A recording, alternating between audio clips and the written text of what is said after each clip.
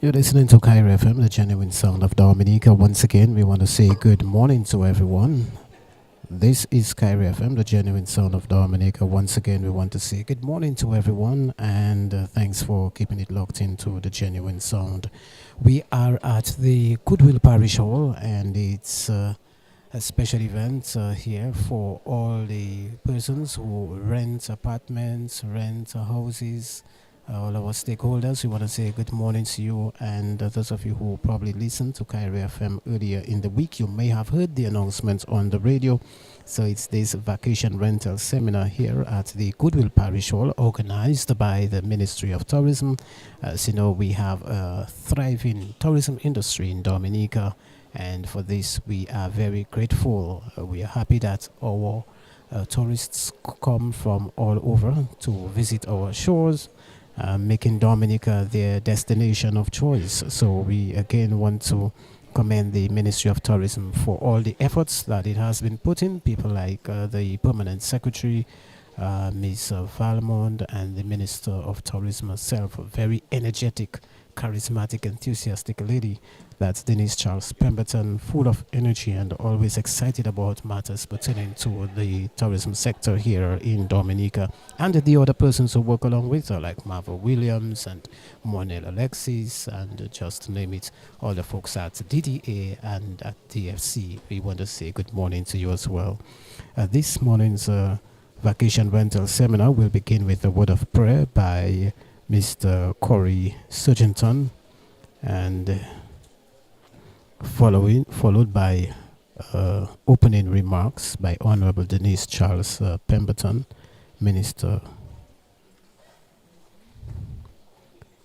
Honorable Denise Charles Pemberton, the Minister of Tourism. We have an overview of the consultancy and the seminar that will be done by Miss Odile John Baptist. She's the Products Promotions Manager at Discover Dominica Authority, DDA. Then there is a short break. Following the break, there will be a presentation on vacation rentals, comfort, convenience, and community. That will be done by Ms. Joseph Brown, tourism consultant, followed by the business financial opportunities for the rentals, the renters, and that will be done by Mr. Narin Murphy and also by Jeffrey Durand of the National Bank of Dominica Limited. And following that, according to the program, we have the fiscal incentive license, and that will be deliberated by Mr. Michael Walters, and he's a business development officer at the small business unit. We know the small business unit has been doing a lot for the Dominican young entrepreneurs, the small businesses in Dominica, and I think there is funding still available for small businesses. So all the young entrepreneurs, small business owners, you have an opportunity, and upcoming business owners, you have an opportunity to take advantage of the finances available at the small business unit through the Agricultural, Industrial and Development Bank of Dominica. We also have an open discussion, and that's later in the afternoon, and then the session will close at 2 o'clock today. So once again, pleasant listening, pleasant viewing, those of you who are joining us at this time on the genuine sound of Dominica. Just to let you know what else is happening in terms of events, activities, we have the Spelling Bee, the very famous Spelling Bee by the Rotary Club of Dominica. That will be at the University of the West Indies Open Campus, I think sometime on Friday. There is also another event today, and even as we speak, there are several other events taking place all over in terms of business, finance, being professional at what we do. By the way, let me commend the BPW, Business Professional Women, for a wonderful job on the weekend where so many professional women were acknowledged or recognized for their contribution towards the business community in Dominica. Customer relations, being able to answer the phone properly, type a document properly, a report properly, and make your boss, your CEO, your manager proud. So again, we want to commend people like Rhoda St. John, Vanessa Bruno, and the likes for an exceptionally great job thus far. Also, by way of programming, we want to remind you that the annual general meeting of the Dominica Cancer Society is on this Saturday, and it promises to be an interesting one where a new executive will be elected to serve on the board for another term.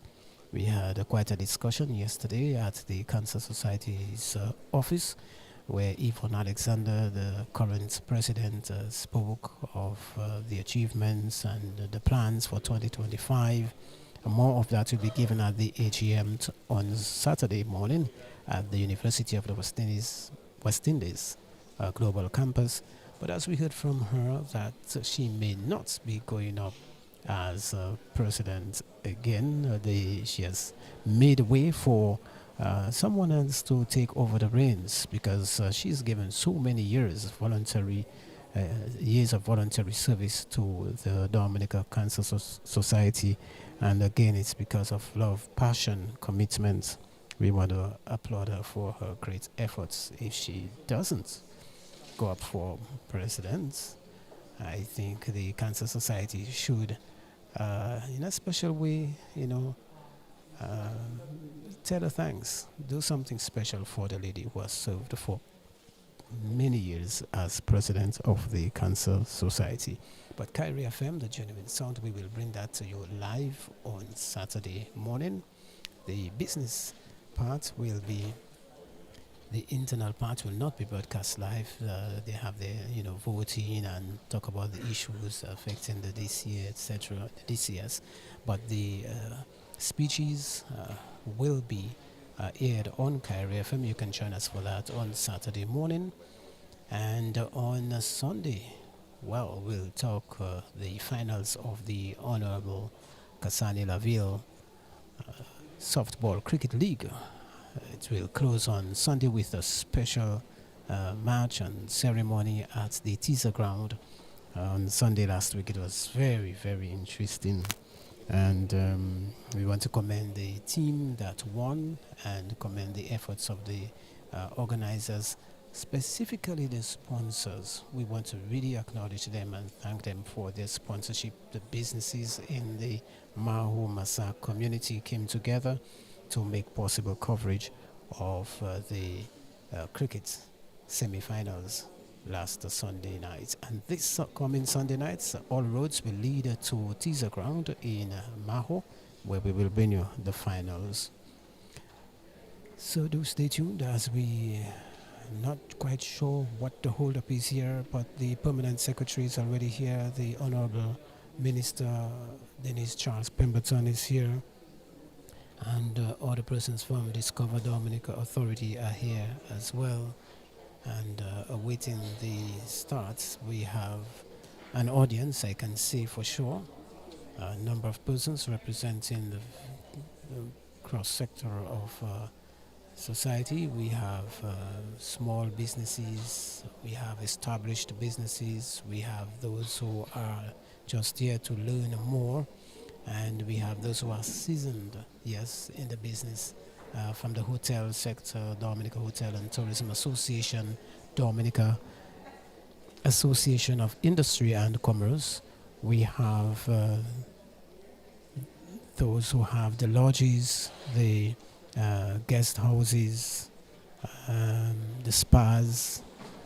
They are among the key persons here today to participate in this vacation rental seminars. And talking about rentals, I tell you, we saw places taken. I saw in a group that I'm part of, people are asking, where can I get a place to rent? That was during the season, the month of February, late February into March. Vehicles were all rented out, plus apartments were not available for many people, and that means that says that we have a thriving tourism sector in Dominica. Hundreds of people came in via air, via sea, and came here to enjoy themselves here in Dominica. The next big event is Jazz 2025, and we can all look forward to that family fun event. It's something that you can take the entire family to at the Scenic Cabritz National Park in Fort Shirley, Portsmouth, coming up mid-year 2025. So these highly anticipated events we know will bring another influx of people to the beautiful island of Dominica. So we ask that you stay tuned to Cairo FM as we prepare to bring you live this vacation rental seminar organized by the Ministry of Tourism.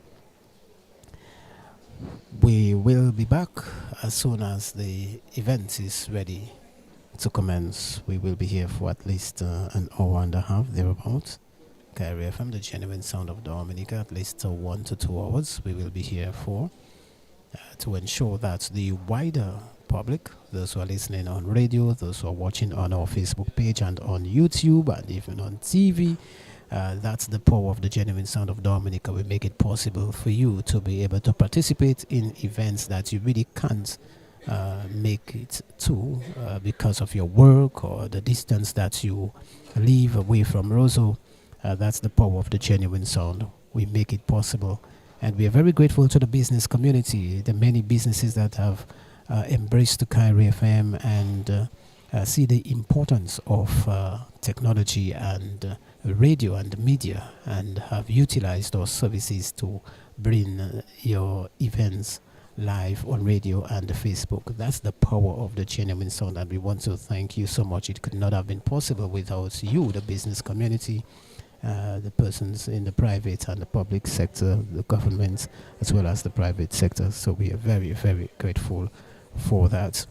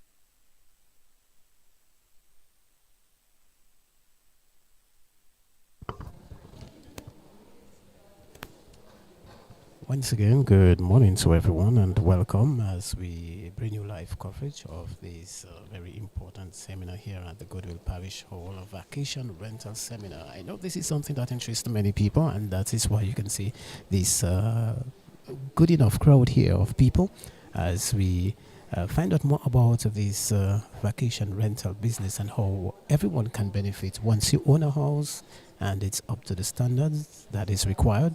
We have no doubts that you will do well in the business. So, the permanent secretary, that's Ms. Valma, is at the podium and will commence today's event anytime from now.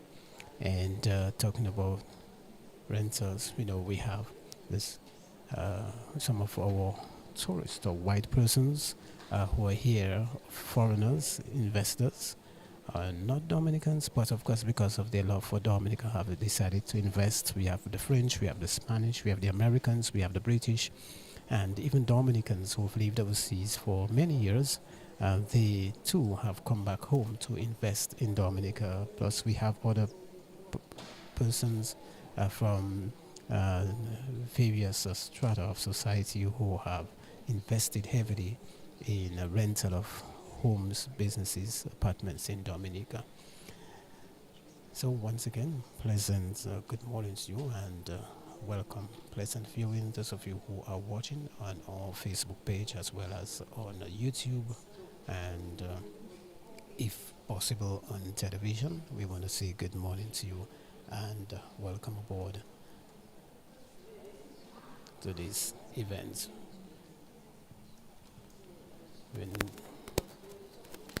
So, the permanent secretary, Ms. Valmont, will begin today's event. Pleasant listening.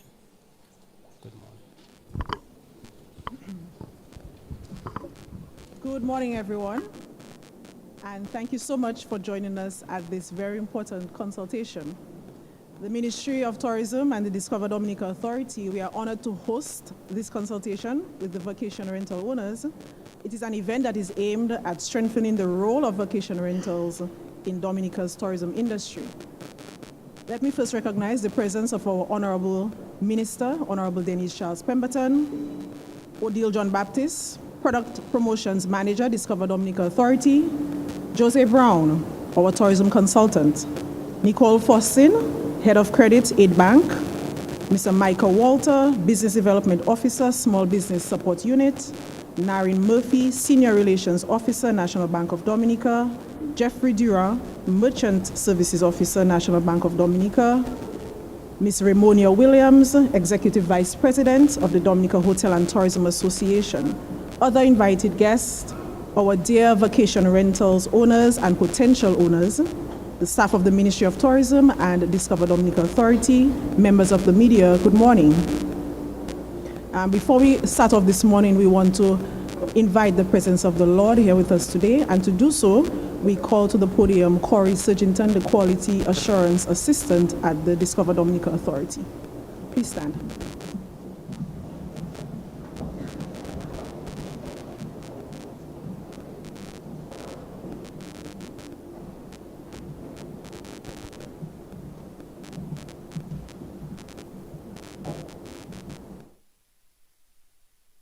Good and gracious God, we thank you for bringing us here together today for this vacation rental seminar.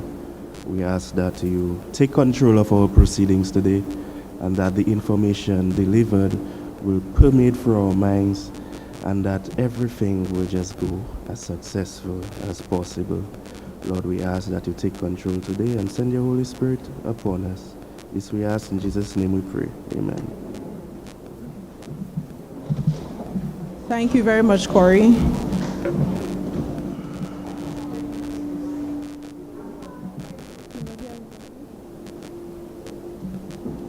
Better?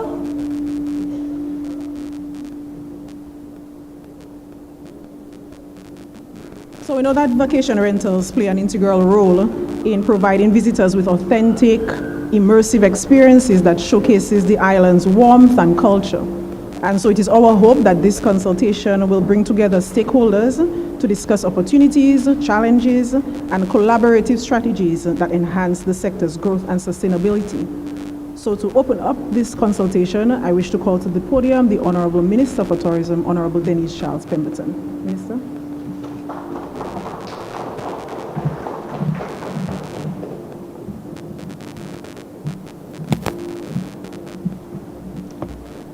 Good morning, everyone.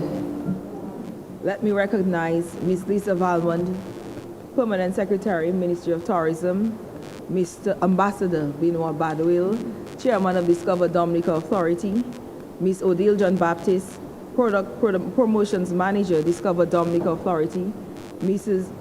Jose Brown, Tourism Consultant, Mrs. Nicole Faustin, Head of Credit, Aid Bank, Mr. Micah Walters, Business Development Officer, Small Business Unit, Mr. Narin Murphy, Senior Relations Officer, NBD, Mr. Jeffrey Durand, Merchant Services Officer, NBD, Ms. Rhea Williams, Executive Vice President of Dominica Hotel and Tourism Association, other invited guests, vacation rentals owners and potential owners, staff of the Ministry of Tourism and Discover Dominica Authority, members of the media. Thank you for being here. The tourism industry in Dominica is on a rise because the secret of the most beautiful gem in the Caribbean, the nature island, is out.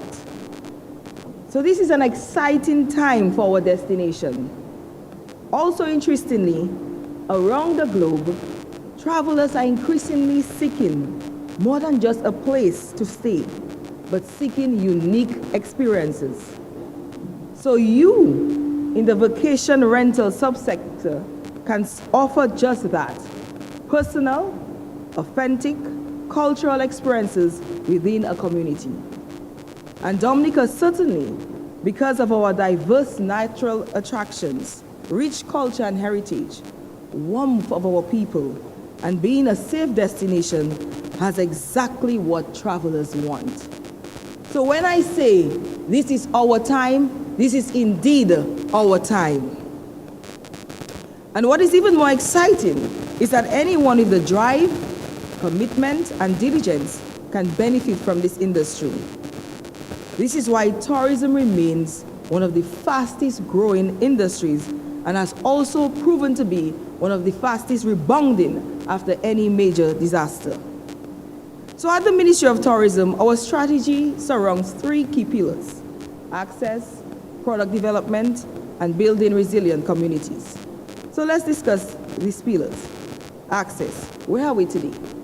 We have non-stop service from the US on American Airlines and United Airlines, representing 46% of air arrivals to Dominica as of the last report I got for the mid-March. We have expanded ferry service. Our international airport is under construction, which means on completion, non-stop flights from major markets like UK, China, Germany, Dubai.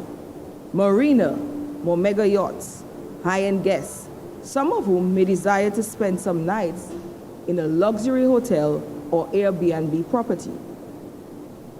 So because of the critical investments of this government, we are witnessing a boost in visitors to Dominica and expect a sharp increase once the international airport is completed.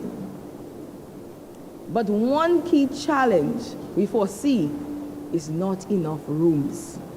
Despite this government's strides, utilizing the Citizen by Investment program to increase our room stock, we need more.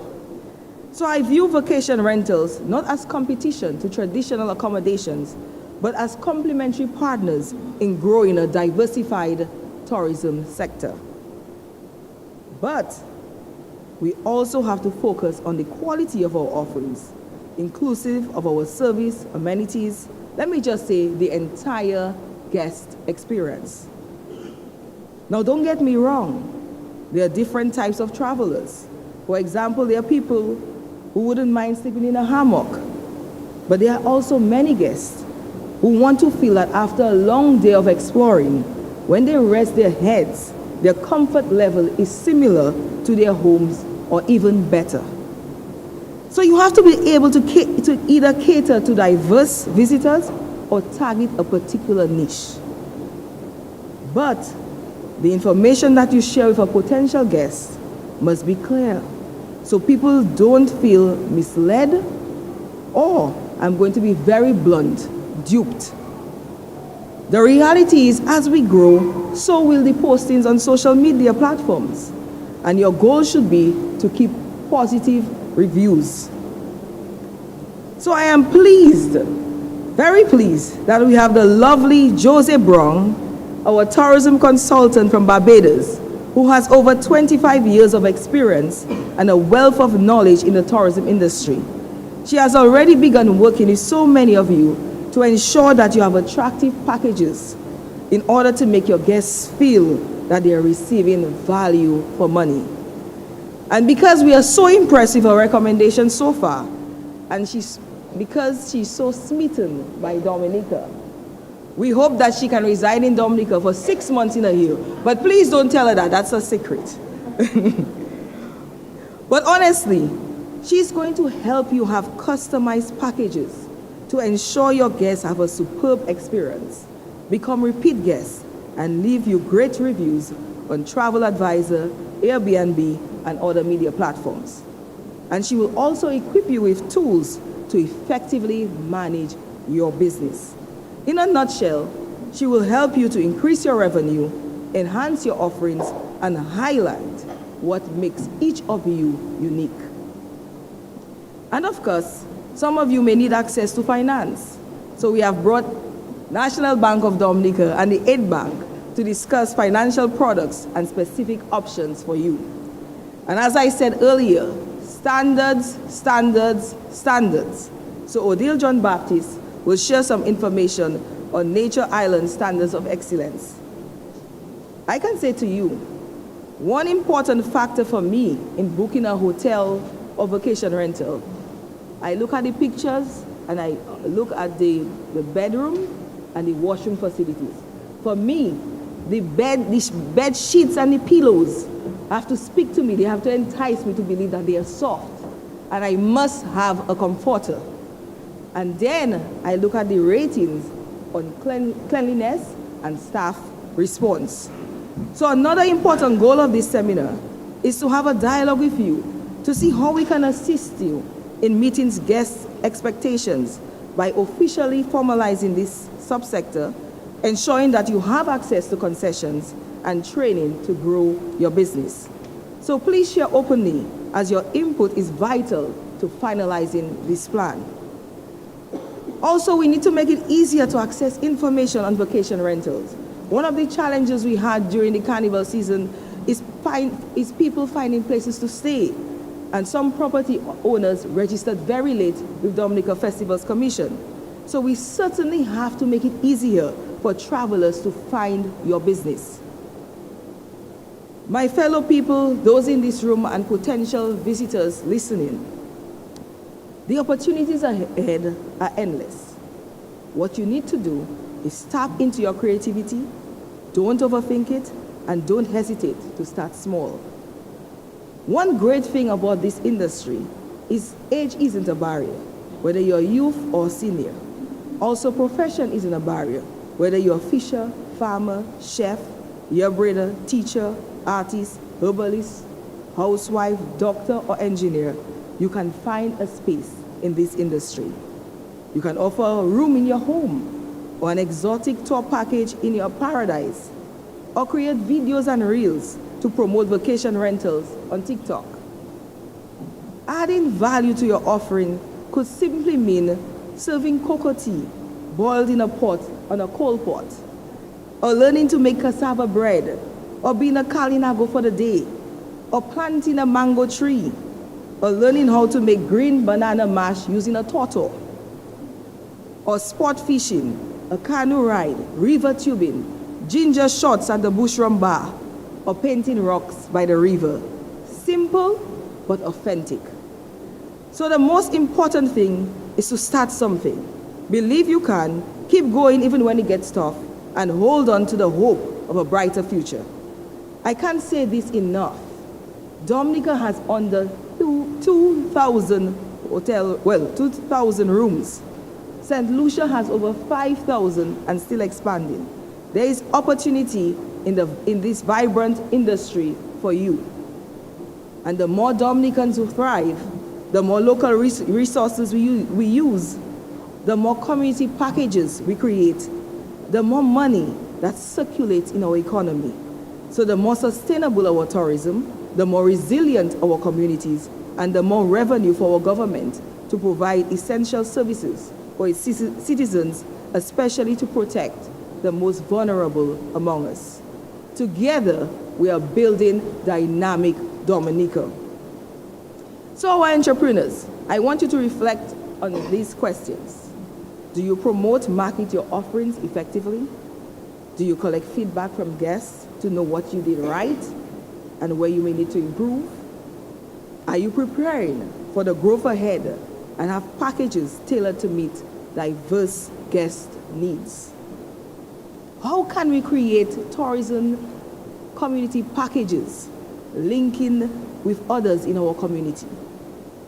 So this is the start of many forums.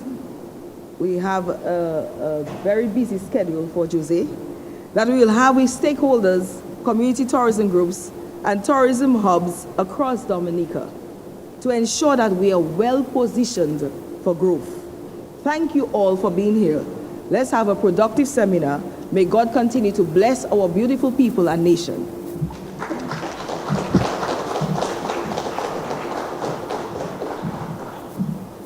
Well, thank you very much, Honorable Minister, for that very pointed official opening to this consultation. Minister has stressed the importance of access, unique experiences, standards, and of course, the importance of hearing from you today in terms of recommendations as to how we enhance this subsector. Next up on the agenda, I wish to invite Ms. Odile John Baptist, and she will give an overview of the consultation. Odile?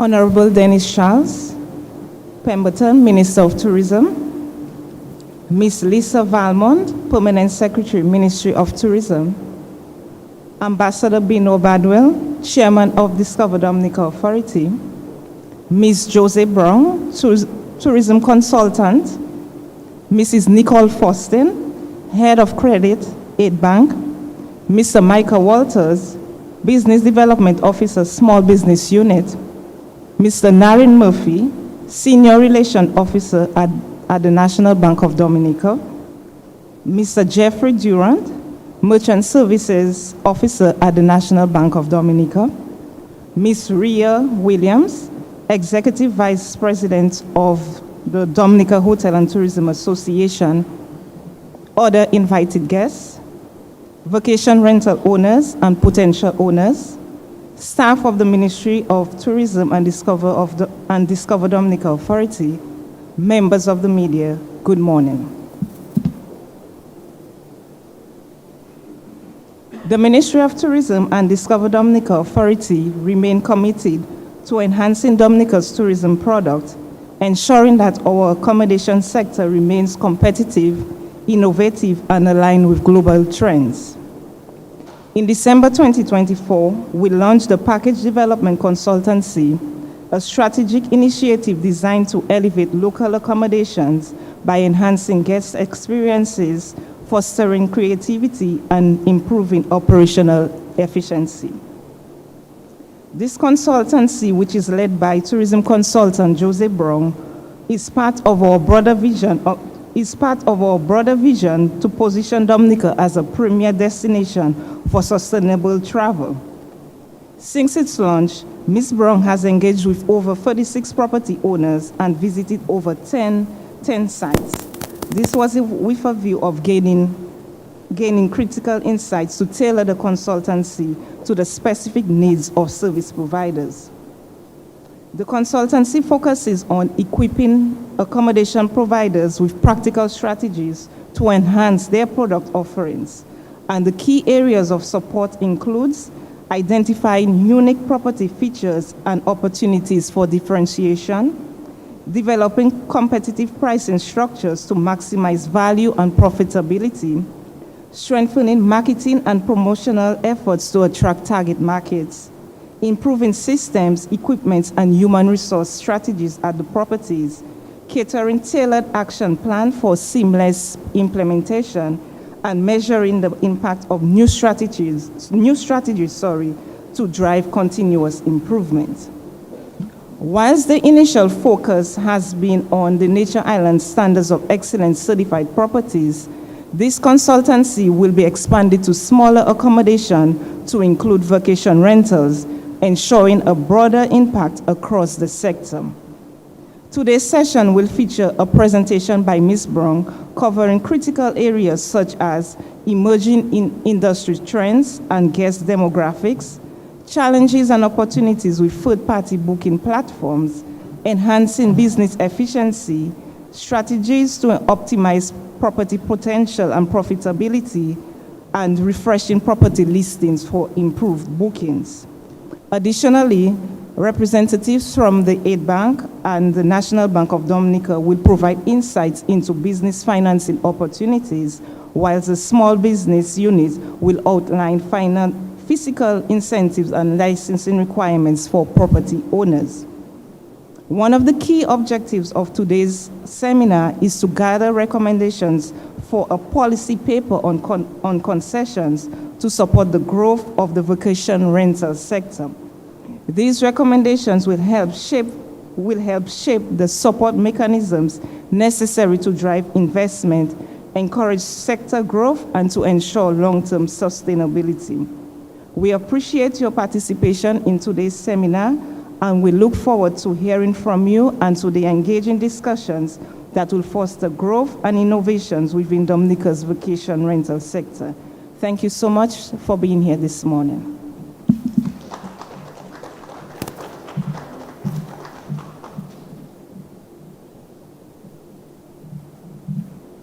Thank you very much, Ms. John Baptist, for setting out in terms of our program for today. We're going to go straight ahead and invite Jose Brown to the podium in terms of her presentation, after which we will have a short break. Jose?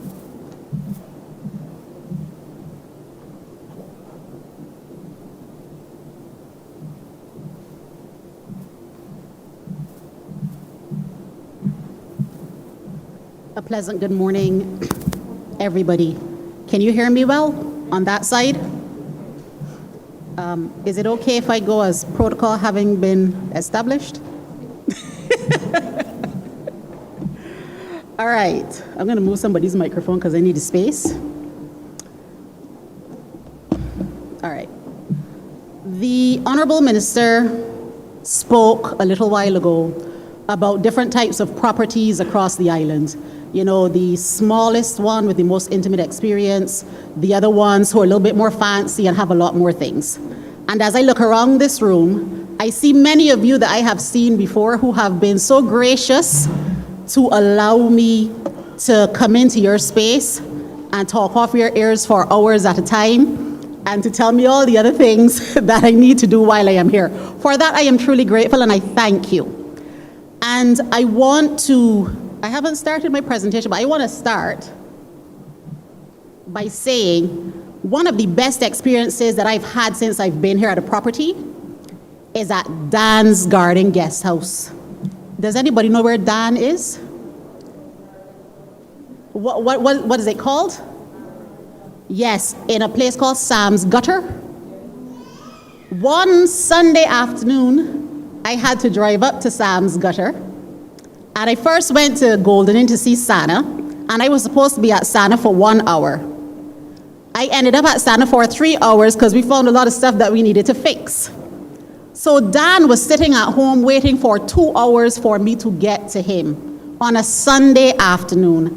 And I felt really bad. I was like, oh, if I was him, I was not going to wait. I was going to be like, deuces, I am out. I will talk to you another time. But he drove down to meet me first, and I didn't realize that. And he stayed and he waited, and then he went back. I eventually made it to Sam's Gutter. And before I drove off, Santa said to me, you ever went there yet? I said, no, what should I be looking for? Your car got four-wheel drive? I said, I've learned that it only has two-wheel drive. Do I require four-wheel drive? She said, I don't drive up there. I said, oh boy, this is going to be an experience. So if you've never been up Sam's Gut, it goes like this. But the lady at the bottom of the road, when I saw it, I said, can you tell me how to get to Dan? Oh, just turn left here and just follow the road. And she said it so calmly, so nonchalantly, follow the road. I was like, what is Santa talking about if I'm just following the road? But when I put the bottom of the hill and it started to go like this, I put the Jeep in L and prayed for everything that it did not reverse and roll right back down the hill. And I got to Dan, and if you've ever been up by Dan, the first thing that greets you is everything that he has planned. And I'm talking about him with permission. I asked him if I could talk about him today. He said yes. He has grown everything that you could possibly think of up there. Where he is located, there's a corner in the back of his lot that he's put two hammocks under a little tent that you could look right through the gap in the trees and see across to one of those French islands, straight through at a certain point in time of the day. And it's just a converted older home that he's put rooms in. But the one thing that stood out to me is that it is impeccable and it is immaculate. As the Honorable Minister spoke about the quality of the sheets, when Dan started to talk to me about the things that he put into his place, I started to feel like if it was my own place, and I was so proud of what it is that he had done. He said, Jose, I buy this here, the guests like this coffee, so I keep buying Cafe Bustelo. I said, do you know what Cafe Bustelo is? That's one of the best coffees in the world. What are you doing? And he went on and he told me all the plans that he had. He built a pond in the front because he said people like ponds and they like koi fish. So he dug 6 feet down and put rocks and created his own man-made fountain. And I am in absolute awe. But the best part about Dan's property is the way that he has been able to integrate it into the community. Everybody in that area knows to go by Dan on a Thursday night for some kind of karaoke or some kind of party or something else. If you want something special done and created for you, he knows how to do it. And that is when we talk about, we talk about comfort, convenience, and community. It's not about the price of the thing, because Dan's room is $55 a night. And I would bet you it will probably be one of the best experiences that you have. Because he sat down there, he went and cut the 2 coconuts from the tree, and I there with my coconut in my hand and the straw. I went home with 3 mangoes, 6 guavas, 2 other kind of fruits that I don't even remember what it is. And now you look at his plan for expansion, and the expansion is not about knocking down the building and doing something else with it. It's about putting hammocks on the top, on the higher level, so that when you lie down at night, if you want to rent a hammock, you can look out and you can see everything. So when you think about the development that you need for your property, it's not all about the bricks and the mortars and the other thing. Because the experience that he was able to give to me, I made one 4-minute long TikTok video because I parked at the side of the road and made it before I left, because I could not leave without telling everybody about Dan and his little garden guest house. And that is what we want to aspire to.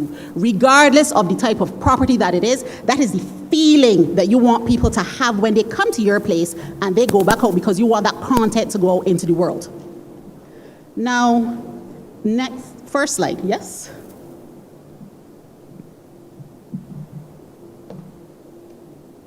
Do we know what this is? I am going to be very offended. We don't know what this is? We do not know which stadium this is? None other than the Mecca of cricket of the Caribbean, Kensington Oval. Are we serious? Oh, I am absolutely heartbroken. Oh my goodness. Now, how many of you remember Cricket World Cup 2007? How many of you are old enough to remember Cricket World Cup 2007? See, now I'm telling my age. Now, Cricket World Cup 2007 is supposed to be first Cricket World Cup held in the West Indies. And for that matter, Barbados was supposed to hold the final of Cricket World Cup. Barbados over Jamaica, Barbados over Trinidad. We are this big and they are this big. I want you to understand that we improved and redid Kensington Oval and put temporary seating in there where it fit. 32,000 people was the capacity of Kensington Oval by the time we were done with it. But this is the first time cricket of this magnitude is coming to the region, and people are accustomed to seeing the vibes of the West Indies on TV. They're accustomed to the pretty girls, the pretty beaches, the pretty parties, the pretty everything. So you know what that meant? That when they came, they were not coming alone. So if the husband or the wife or whoever in the party wanted to come and watch the cricket, the whole family was coming. They were not in the Oval, but they were everywhere else. We are this big. This is 32,000 people and another 100,000 people who came along to tag along to be able to come to the cricket. So before the cricket came, the biggest question is, where are they going to stay? Because we certainly don't have enough hotel rooms to fit the people that are coming into the Oval. And I remember, because I am old enough to do so, the campaign that was launched before the cricket in 2007, maybe 3 years before it came, for everybody to open up a room in their house. So before the Airbnb that we know today was a thing, we've been doing this thing 20 plus years. Everybody got the funding. If you had an empty room in your house, make sure you make it nice. If you have an extra piece of land at the back and you could build 3 walls and create something, make sure you do it. If you have 3 houses in your family, everybody go and sleep in one, clean up the other 2, and open up the other 2 so that we can put them to rent, so that we can have enough space for everybody who's coming to the West Indies for cricket. Because the last thing you want to hear is, we gave the island people the opportunity to host the games and they could not take the people, right?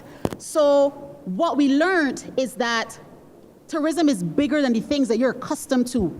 We could not get through Cricket World Cup 2007 without people like you. Vacation rentals, homestays are the backbone of everything that we built that industry on. And 20 years later, we have over 4,000 vacation rentals in Barbados. It's crazy, but that is where it is. So when I take a look at what you have, next please, I look at this and I say, this is your Cricket World Cup 2007. Whereas the Oval was ours, this airport that you have opening up, right now you are, I want to say last year's stayover arrivals were about 84,000, and the goal is to get to 500,000. You know how much people between 84,000 and 500,000 by 2030? A lot. You cannot build enough rooms to accommodate 500,000 people. So what's going to happen is that a lot of that is going to fall on you and properties and smaller properties that are like you. And the reason that that is a good thing is because it helps us to spread the tourism around. Because if we keep depending on the larger properties to hold the brunt of the responsibility of everything, the experience is not the same, because they don't get to see the real Dominica. You know, they don't get outside, they don't get to do all the things. I'm not saying the larger properties don't provide that experience. That's not what I'm saying at all. But I'm saying we don't want everything concentrated in one place. So we need to be able to do better than that. Why this is also important is that another goal of your tourism over the next few years is to become the #1 eco-tourism destination of the Caribbean. So when people think eco and sustainability, synonymous with Dominica. And if we're going to do that, we have to spread it around. Next slide. So let's take a look at the benefits of vacation rentals on this island.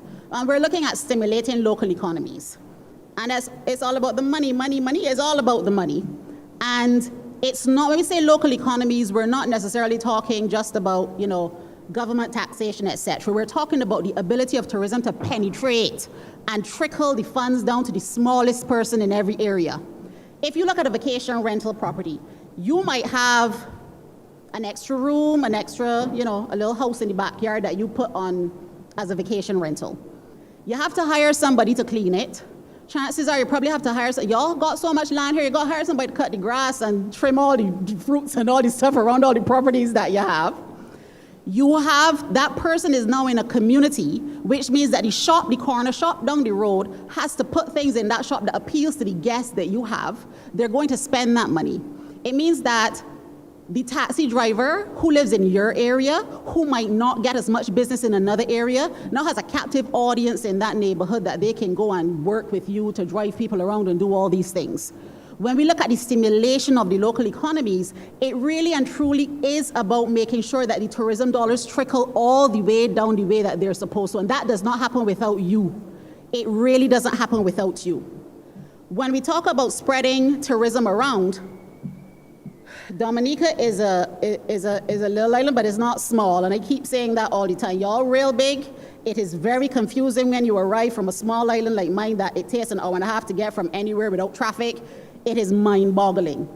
So if we have everybody coming, for example, when we have everybody coming off the cruise ships, we don't want everybody to keep going up to Trafalgar and then end up in the Roseau Valley. We have to be able to put niches in different places so that we prevent over-tourism of any one particular site. Now, if we don't give people a reason to go to those places, they're not going to go. And then we're all going to be standing here in 10 years talking about, oh, we should have never done this tourism thing because we keep sending everybody to the same place. So we're looking at everybody's role and responsibility in terms of diversifying the sector, making sure that you're doing the things that you're supposed to, making sure we just get people all out, sending people up north, send them up south, east, west, everywhere, just get them out of the central to prevent the over-tourism. And then when we're looking at it, we see that vacation rentals truly helps us to support the overall goals of the destination.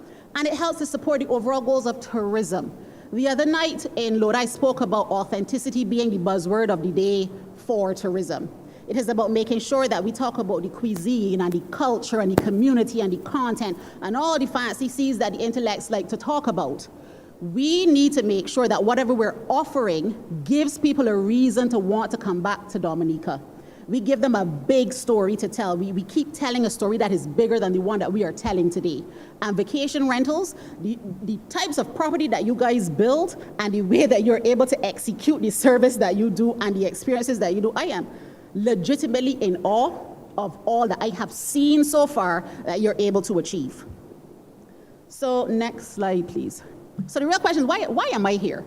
Like, seriously, why did they bring me here to talk to you about all of these things? And I'm here for two reasons, so we're going to start with the first one.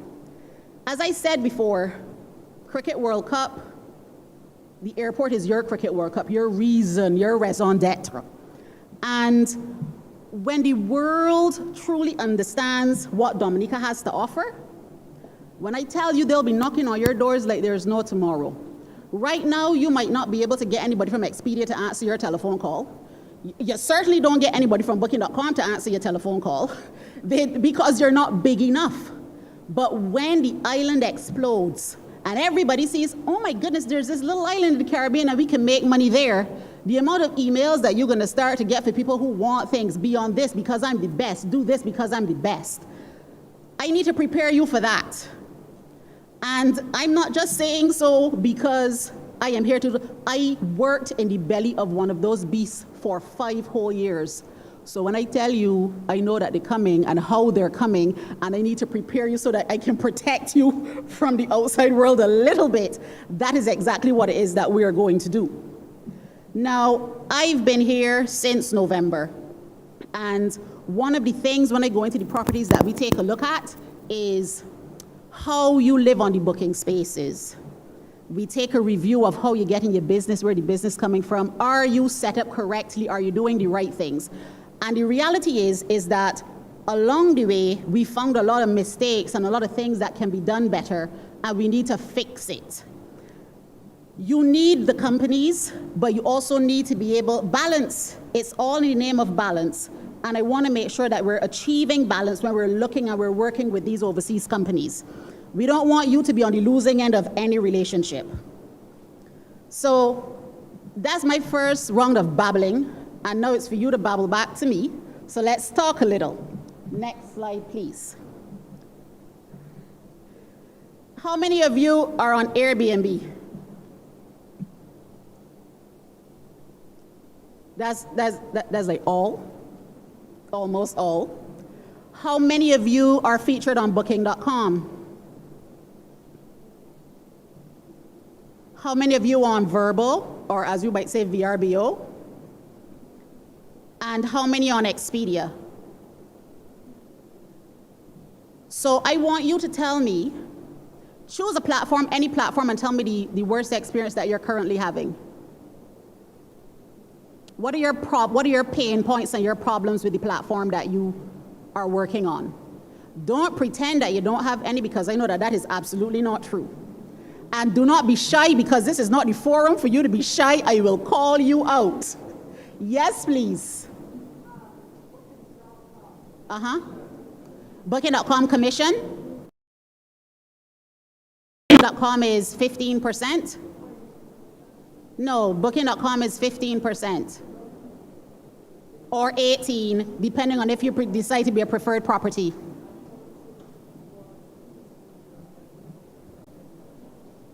So, hang on, we need a microphone so that everybody can hear what they're saying. So let me repeat what the first response was. Booking.com on commission at 15%.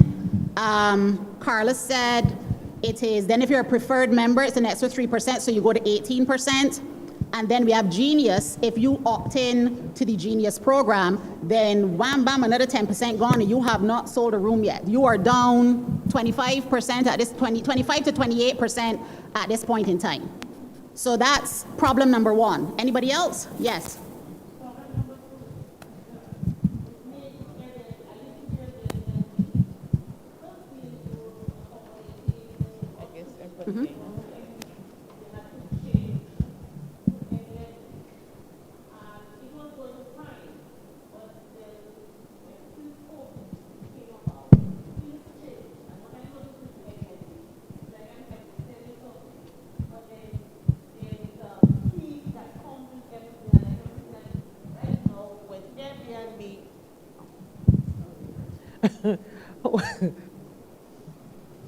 Yeah, right now, what I noticed, because I think January I got a new email, and I just shut down Airbnb. I'm telling you, because it looked like the guest is coming to Airbnb and not to Safari Apartments. So right now I have no Airbnb, and I am someone is doing a Booking.com for us. All right, hold on a second, right? May I have your name first, please? My name is Anne Savre Marie of Safari Apartments in Portsmouth. Right, I will call her Safari Apartments because I did not understand the first part of that. So, why y'all like that? From the time the first thing goes wrong, you know what your instinctive reaction is? Shut it down. Shut it all the way down. I have had this conversation so many times.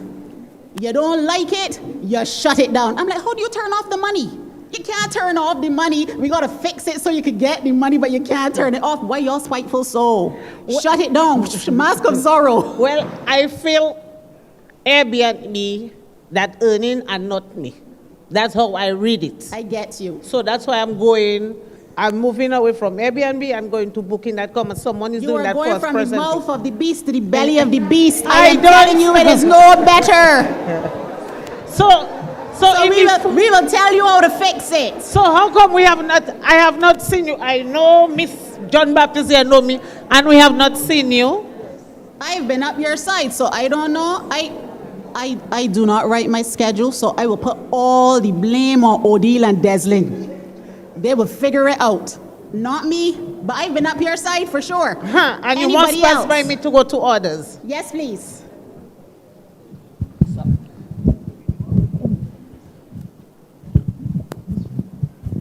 I'm not sure if it's the exact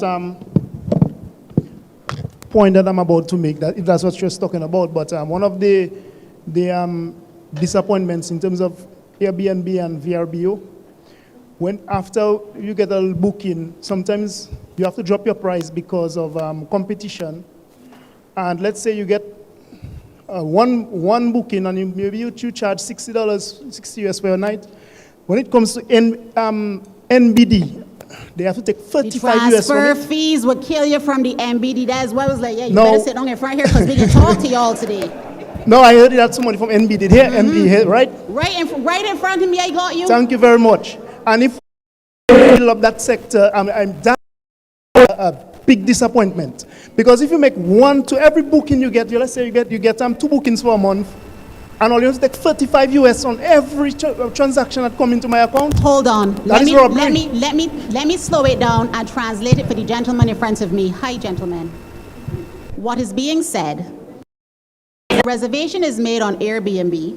Let's say the booking, the owner charges $60 because they're smaller properties, so the rates are not high.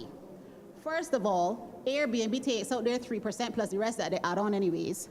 And then they have to send the money via transfer. Previously, they used to be able to send it via PayPal, but they shut that down for some reason. But now they're sending it via bank transfer. So if he gets one reservation from Airbnb for the entire year for $60, when the money comes through the bank, he loses $35 on the transfer, on the transfer fee. Yes. No. So I'm just saying that's what the complaint is. Don't worry, there's more NBD on my list. We will get back to you.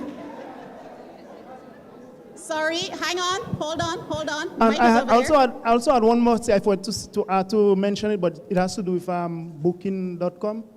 I would really like to see, you see, like for Airbnb and VRBO, they take their commission before they send you your amount. No problem with that. I wish, but for some reason, there is not. Booking.com doesn't do that. They don't. So Booking region of the world, and it is specifically because they get to market it better. Because they're able to go online and say, one, you don't have to pay up front, you don't have to do all of these things. And the marketing that they're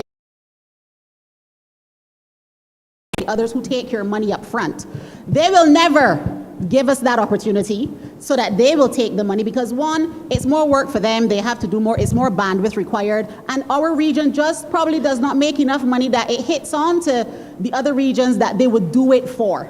They're very willing to take our money, but they're not going to be very willing to help us make it.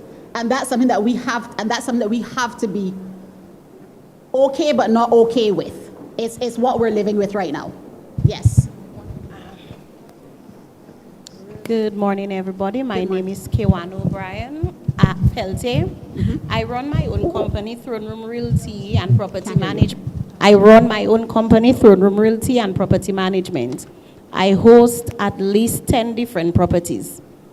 My preferred platform here is Airbnb. It's just convenient, and for one, I find the app is easier to maneuver. Bookings.com, on the other hand, I've had like 4 terrible experiences with them, especially persons booking and they are no-show and not knowing the procedure and having to pay Bookings.com a commission and not even receiving the guests. So that is a big problem. I've also had double booking, and they're still asking me to compensate, or they're still charging me because their app didn't work properly and I have to pay a commission. And I've had quite a few bad experiences with Booking.com, so I am in the process of just shutting them down totally and stick to Airbnb. The transfer fee, the wire transfer fee has always been a little sticker for me. During heavy periods, like let's say Creole Festival and Carnival, when I get payments from Airbnb, you would have like 10, or sometimes I have one property with 3 different accommodation, 3 different apartments. So when I get that money, because it's from different properties, I just share that 45 US equally. So it makes sense. But as he said, when 2 nights at 60 US or 100, even at 110 US, it's a lot. So for me, I'm not sure what NBD can do about that, or if it's just, I have worked with other companies and I know once you receive international wire transfer, there is a fee, but I'm not sure what they can do for us, because already it's not as booming as we want. We are getting there, but in the interim. So I'm not sure if how we can establish a US account or something to make it more convenient. Hold on. Before you sit and before I go to Yana, I'm going to say this with love. Please do not take it personally. Every issue that you identified as a problem with Booking.com is a you problem. It's not a Booking.com problem. They have their own problems, but the ones that you identified is a you problem. And it is a problem, and I want to say this, what I have found is that y'all put a lot of trust in these companies. They tell you to do X, you're like, yes, I will do X. They tell you, you need to put Genius or you need to put whatever on. Okay, they know what they're talking about, so I will do exactly as they say. And I want to tell you this, the only people they care about is themselves. The only thing that matters to them is the money that they get to take home and the competitive edge that they get over the other companies to stop them so that they book with them and not with the other person. So we're going to get to how that is a you problem in a little bit, because that is the same problem everybody in this room had that we've been fixing since last November. So it is definitely, because you're not exposed to these platforms on a regular basis, it is just a lack of experience. And it is, you have a naivety where you believe that they want to help you. They do not want to help. If you do not remember anything else I tell you here today, just remember this.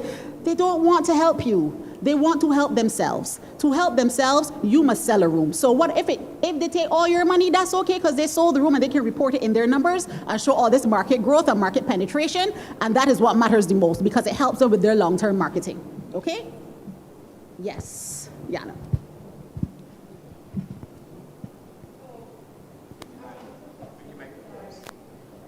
Over here. Oh, sorry. Can you get a mic on this side?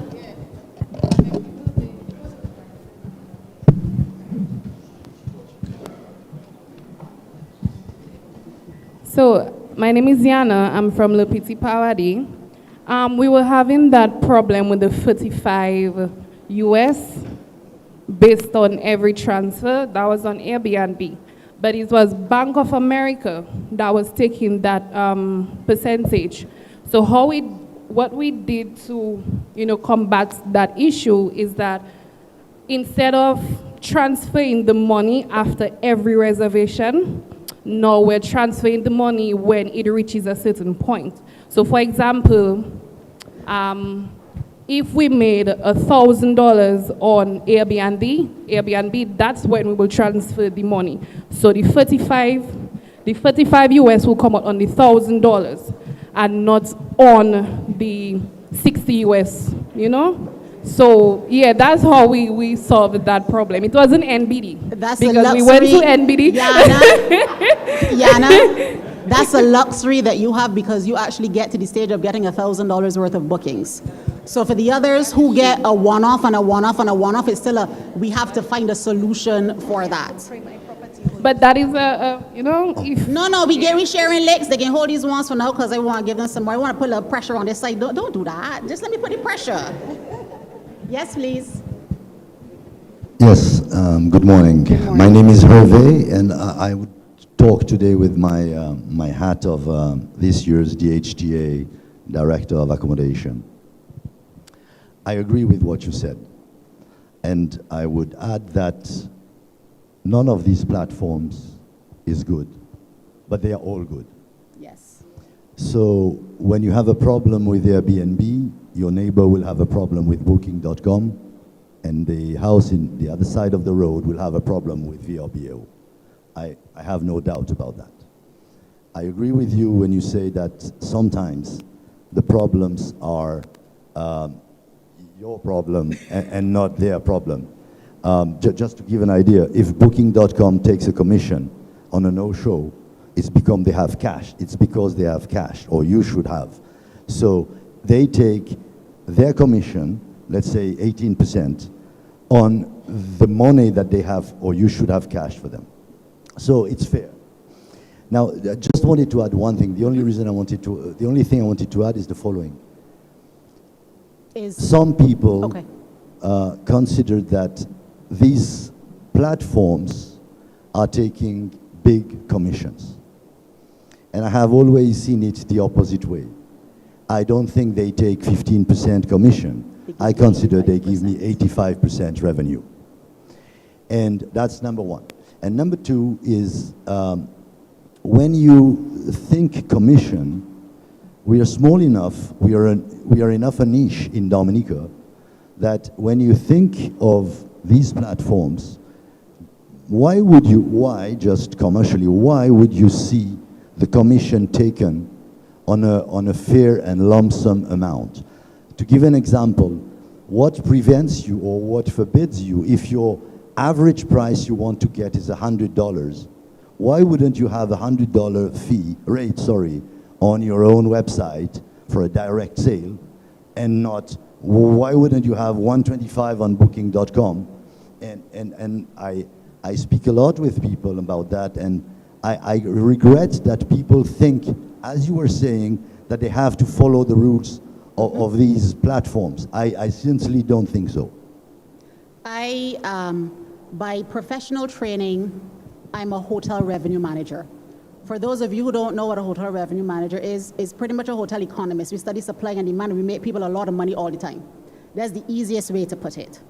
So I agree when and I said I came from the belly of one of those beasts for 5 years. So in all of the things that we talk about, I will teach you all the tricks that you need to learn to beat every single one of them, because we must win. We will not keep losing, we must win. And that's one of the intentions of this consultancy, to make sure that I prepare you for those beasts when they rise up for real and say, "Ooh, there's money in Dominica." You had something to say? Yes? I can't hear you.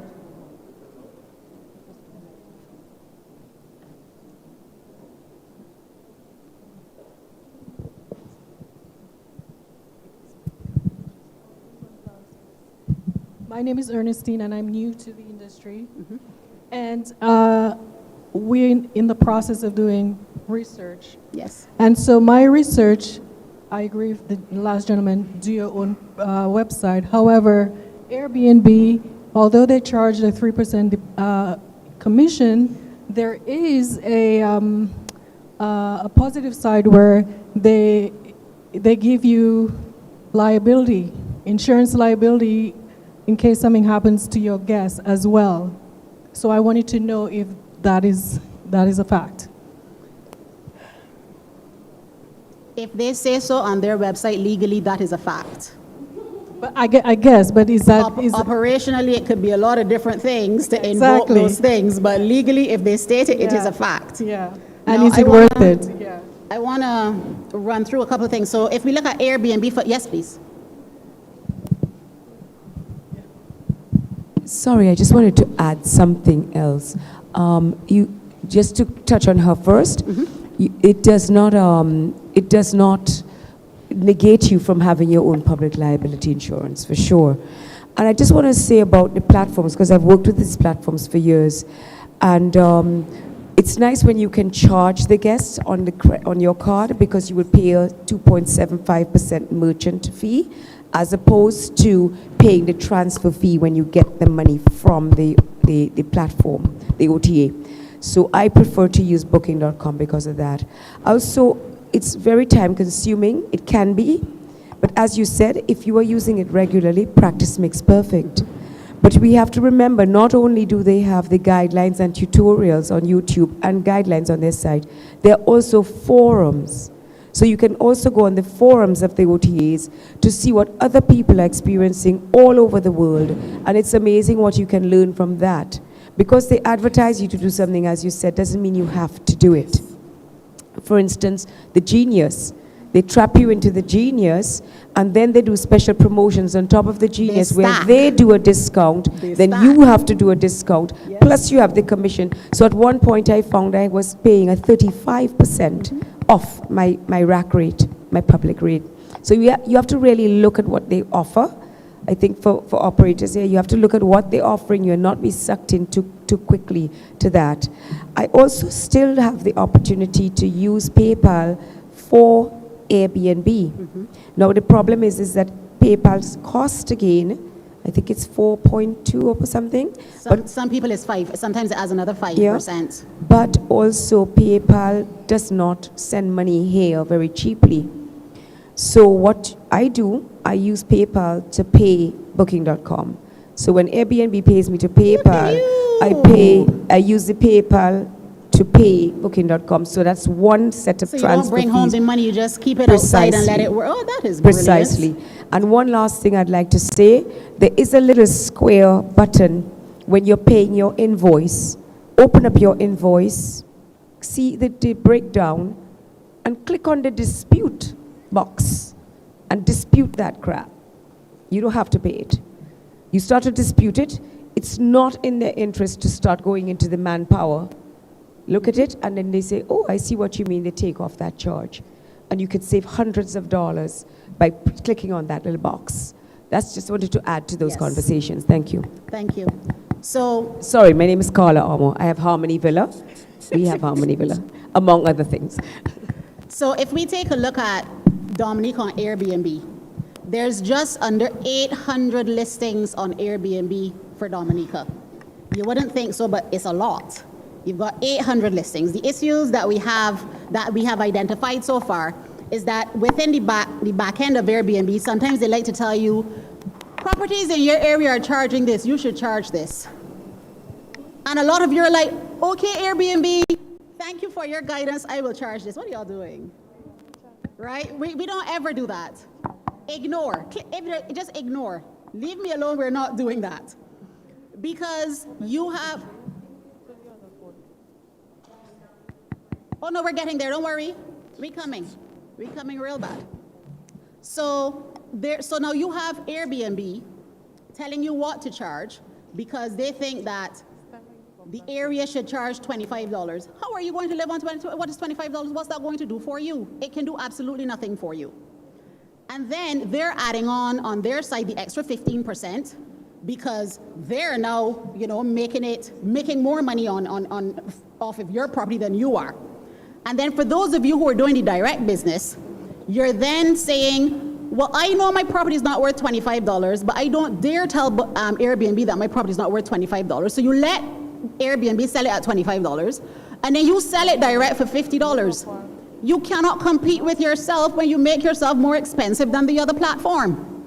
So we have to take a look at the way rate parity and price integrity and all those things play out, because I agree, at a certain point in time, you have to stack the odds in your favor so that you can convert those reservations as direct bookings, because it's the cheapest type of reservation that you will ever get. Now, we go to booking.com, and booking.com is the biggest producer of room nights into Dominica. The reason behind that is that booking.com is a European country.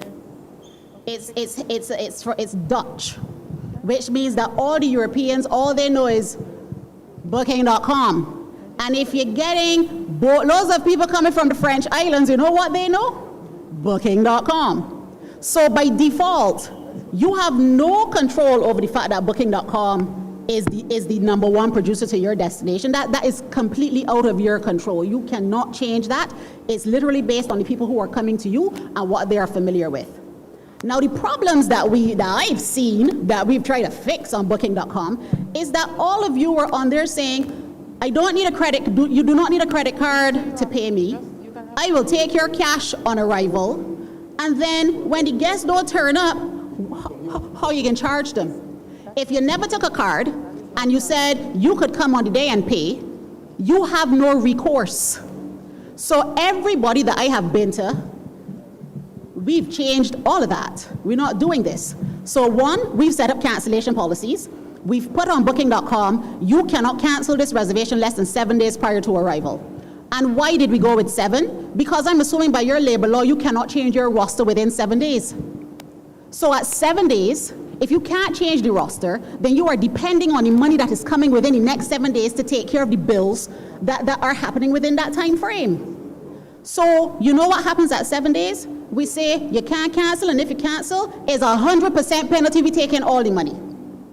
We're not playing, because you might not come, but I still have bills to pay. A lot of you don't believe that you could change these terms. And when I change them for you, if you see the squirms, and I say this to you, if I were in Barbados, it would be 45 days, 100% penalty with 0 remorse. So be very happy that I told you to put 7. And I support the 7 because you don't have the airlift. You know, there's a lot of things that do that, but for the time you get to airport, I'm going to take you to change that to 30. Because then you're operating in a different economic bracket. But right now, we admit that they still have the upper hand over you, so we can play a little bit. We're going to play a little bit of hardball, but not where it costs you anything. We're trying to protect your money. Because if you run through your booking.com reports in the back, I want you to go and add up how much money you actually lost on those no-shows. and those late cancellations that you have nothing, not just count the money that you did not collect, count the staff that you paid to clean the room, the staff that you paid to turn up to check in, the guests who never turned up. There's so many costs attached to bad policies that I need you to pay attention to the policies. The issue now that we have from an MBD standpoint is that not enough of you have the credit card machines. So I talking to them right here, right now for you, don't worry. So you have a situation where we've put the policies in place. The policies are in place to say, when these people come, we've set it up to say, when the guest makes a booking, we will charge you before you arrive on this island. But we can't charge them if they have no mechanism to charge them. We want them to generate more direct business, and we can't do it because you also don't have a payment gateway. That link that you have to tell people that when somebody books, send them back a link, that is bad business. It does not work. So please to take that back to whoever needs to fix that, because if we are growing this industry, you are an Achilles heel in our ability to make the money that needs to be made so that everybody can live.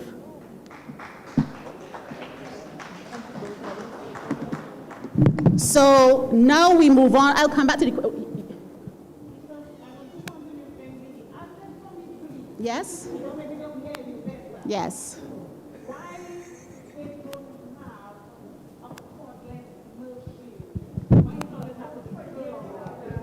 We will work on the payment. You will talk about all of that when you come. You heard the question. When you come here, you will have that question. So hang on. Let's go through the verbal. Now, many of you don't work on verbal.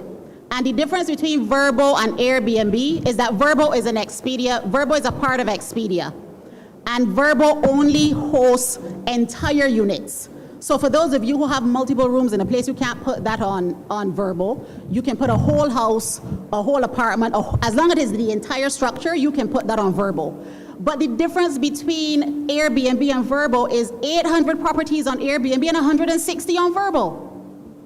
You are not paying for the visibility, and you're not paying for the exposure. It is the freest form of advertising that you can get. So that when somebody Googles you, even if you don't have a direct website or a direct social media page, they need to be able to find you on every single platform that exists. So this is me telling you, get over yourself. If you've had a bad experience with them before, suck it up, because you know what? You cannot afford the marketing for the product.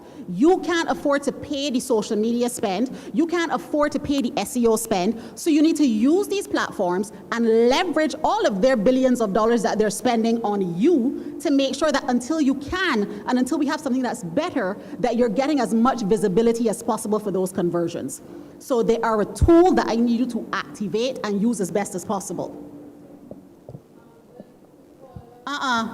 This is not question time. It's time for me to babble. And then we go on to Expedia. Somewhere along the line, Expedia convinced all of you that you need to sign a contract for 25% and a 10% package saving and all of these things. Every person that I have been to, we have asked for recontracting. Said, no, we're not doing that. We do not have an airport that supports enough airlift for me to pay you 25% commission. Come back in 3 years. But right now, we are going to operate on 15%. And we're changing everybody's business model on Expedia out of that ETP, EC concoction so that they operate the same way that Booking.com does. And you bring down your commission to 15%. But these are not things that you necessarily know that you had to do. I visited a property who was set up since 2016 and has not changed a package or a promotion in 9 years. And they have a lot of stuff set in the platform since 2016. And then they keep adding to it. So all these things doubling up. So when you start with a rate of $70, and then you get $27 in your pocket after everything is done. And then the first thing that is said to me is, Expedia's carrying away my money. I said, no, that's you.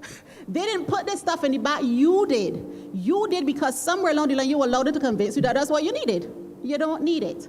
So we sat and we took out everything. We unpicked the entire system. We made it back to 70. So now for sure you can see what is what. And we start over from scratch. And a lot of you need resetting. Do not be afraid to go in and Mask of Zorro, turn off everything and see what it looks like and start from the beginning. You have to understand what's in there. Play with the system so that you can get the best out of it. Next slide. So everybody said the problem is the pricing because y'all don't know how to price. Next one there. Right. So what I've had to create is this little baby here because we know that the commission ranges between 15, 18, 20%. We know that they say that if you're on Genius or on Members, that you get extra visibility into all of these people. They could give you all the reports to say that 90% of their people but Genius. They will tell you all the sweet nothings in your ears so that you could participate in these programs, right? But you are putting a basic rate in there and not putting any cushion on it. So what we've built is a tool that pretty much tells you what you need to charge based on your occupancy.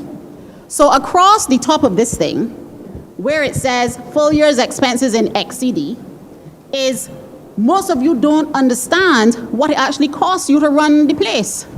Because it's attached to your house or attached to something else, you can't tell me, okay, the electricity on this unit is this, the water on this unit is this, when it operates for 30 days, it is this. So we have to get familiar with those numbers and the way that those numbers work. So we take a look at how much money we've spent for the entire year to run your property. We put it in the top and we say, okay, if I run 100%, 90, 80, 70, 60, 50, etc., what do I need to charge? And then we say how many rooms you have, and then it gives you your break-even rate. So your break-even rate is very different to your vanity price. This is the lowest rate that you can ever sell so that you can cover the cost of the stuff that's going on in your business. So once that comes down, we do a lot of fancy numbers on the bottom and say, yes, booking.com, I am going to participate in your Genius, but it's not coming out of my pocket though, it's coming out of somebody else's pocket. And you stack it, you add the cushion onto it, so you get all the cross-outs and the participations and all the campaigns and all the fancy things that they tell you that you need to be successful on their platform. Using this worksheet here builds up the cushion so that they win and you win because you are now able to participate and play the game the way that it is supposed to be played. So we've put this in a bunch of people's things already. Whenever I get to you, we will do this, or I will do a video and show you how to use it so you can use it at home. So pricing is our biggest problem. And it's not the rate that you want to get, it's the way that you load the rates that is the biggest problem, because you're not giving yourself any wiggle room whatsoever to be able to win. So I want to move on to, I will send this, I will give this to the DDA to send so that you can get it from them, yeah? Now, next slide, please. I want to talk about a couple of best practices.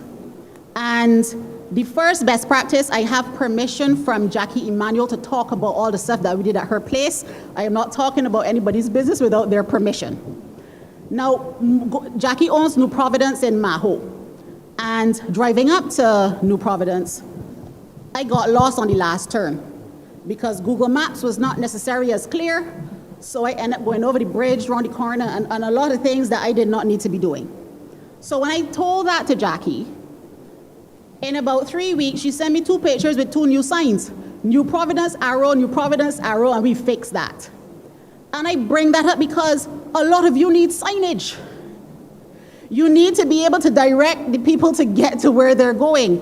It's like the signs start and then they drop off, and you're guessing. And not only do you need signage to help guide people to get to where you are, you need to make sure that you're properly mapped on Google Maps or Waze or all the things. We need to make sure that your location is accurately pinned. So Jackie here has the original house of Providence, and she built 2 apartments on the top. When I went to visit Jackie, she was selling the house as a 4-bedroom house that sleeps 10 people at $125. I said, Jackie, is this summer camp? This is not summer camp. We are not running summer camp, so let's fix this right now. Because that is the rate that Airbnb told her that is competitive. And not knowing any better, she's like, okay, let me do this. Now, in Jackie's house at the bottom, She has an original house that has 3 bedrooms, and then over time she'd added on one in the back that made a 4th bedroom that was closed off by a door. So I said, Jackie, first thing we turning this one property into 2. Close the door. You now have a studio in the back that is a completely separate listing, and in the front, you don't have any storage. So we're going to close the smallest bedroom off and use it as a storeroom, and put the front as a 2-bedroom because it's only 1 bathroom. It is a lot easier and a lot more palatable to sell a 2-bedroom, 1-bathroom than it is to sell a 3-bedroom, 1-bathroom and have so many people chuck up tight under each other. So we completely reconfigured Jackie's place. In the front wraparound balcony, Jackie had every piece of furniture that she owns outside because she's looking for 10 people to come. So it's prepped for 10 people to come. So I'm like, no. We're taking out this chair, this chair, this chair, because you got to look at the optics of when I drive up to your place, right? Some of you have a lot of things and you like to show me that you have a lot of things. I don't need to see everything all at once. So the ability for her to close off one of her bedrooms means that she can hide things. She no longer has to have a container on the bottom of the road or a room somewhere else and pay somebody to drive up and down. She can close that off. But we also are now able to convert that into a 3-bedroom and just open up the back door if somebody wants a 3-bedroom.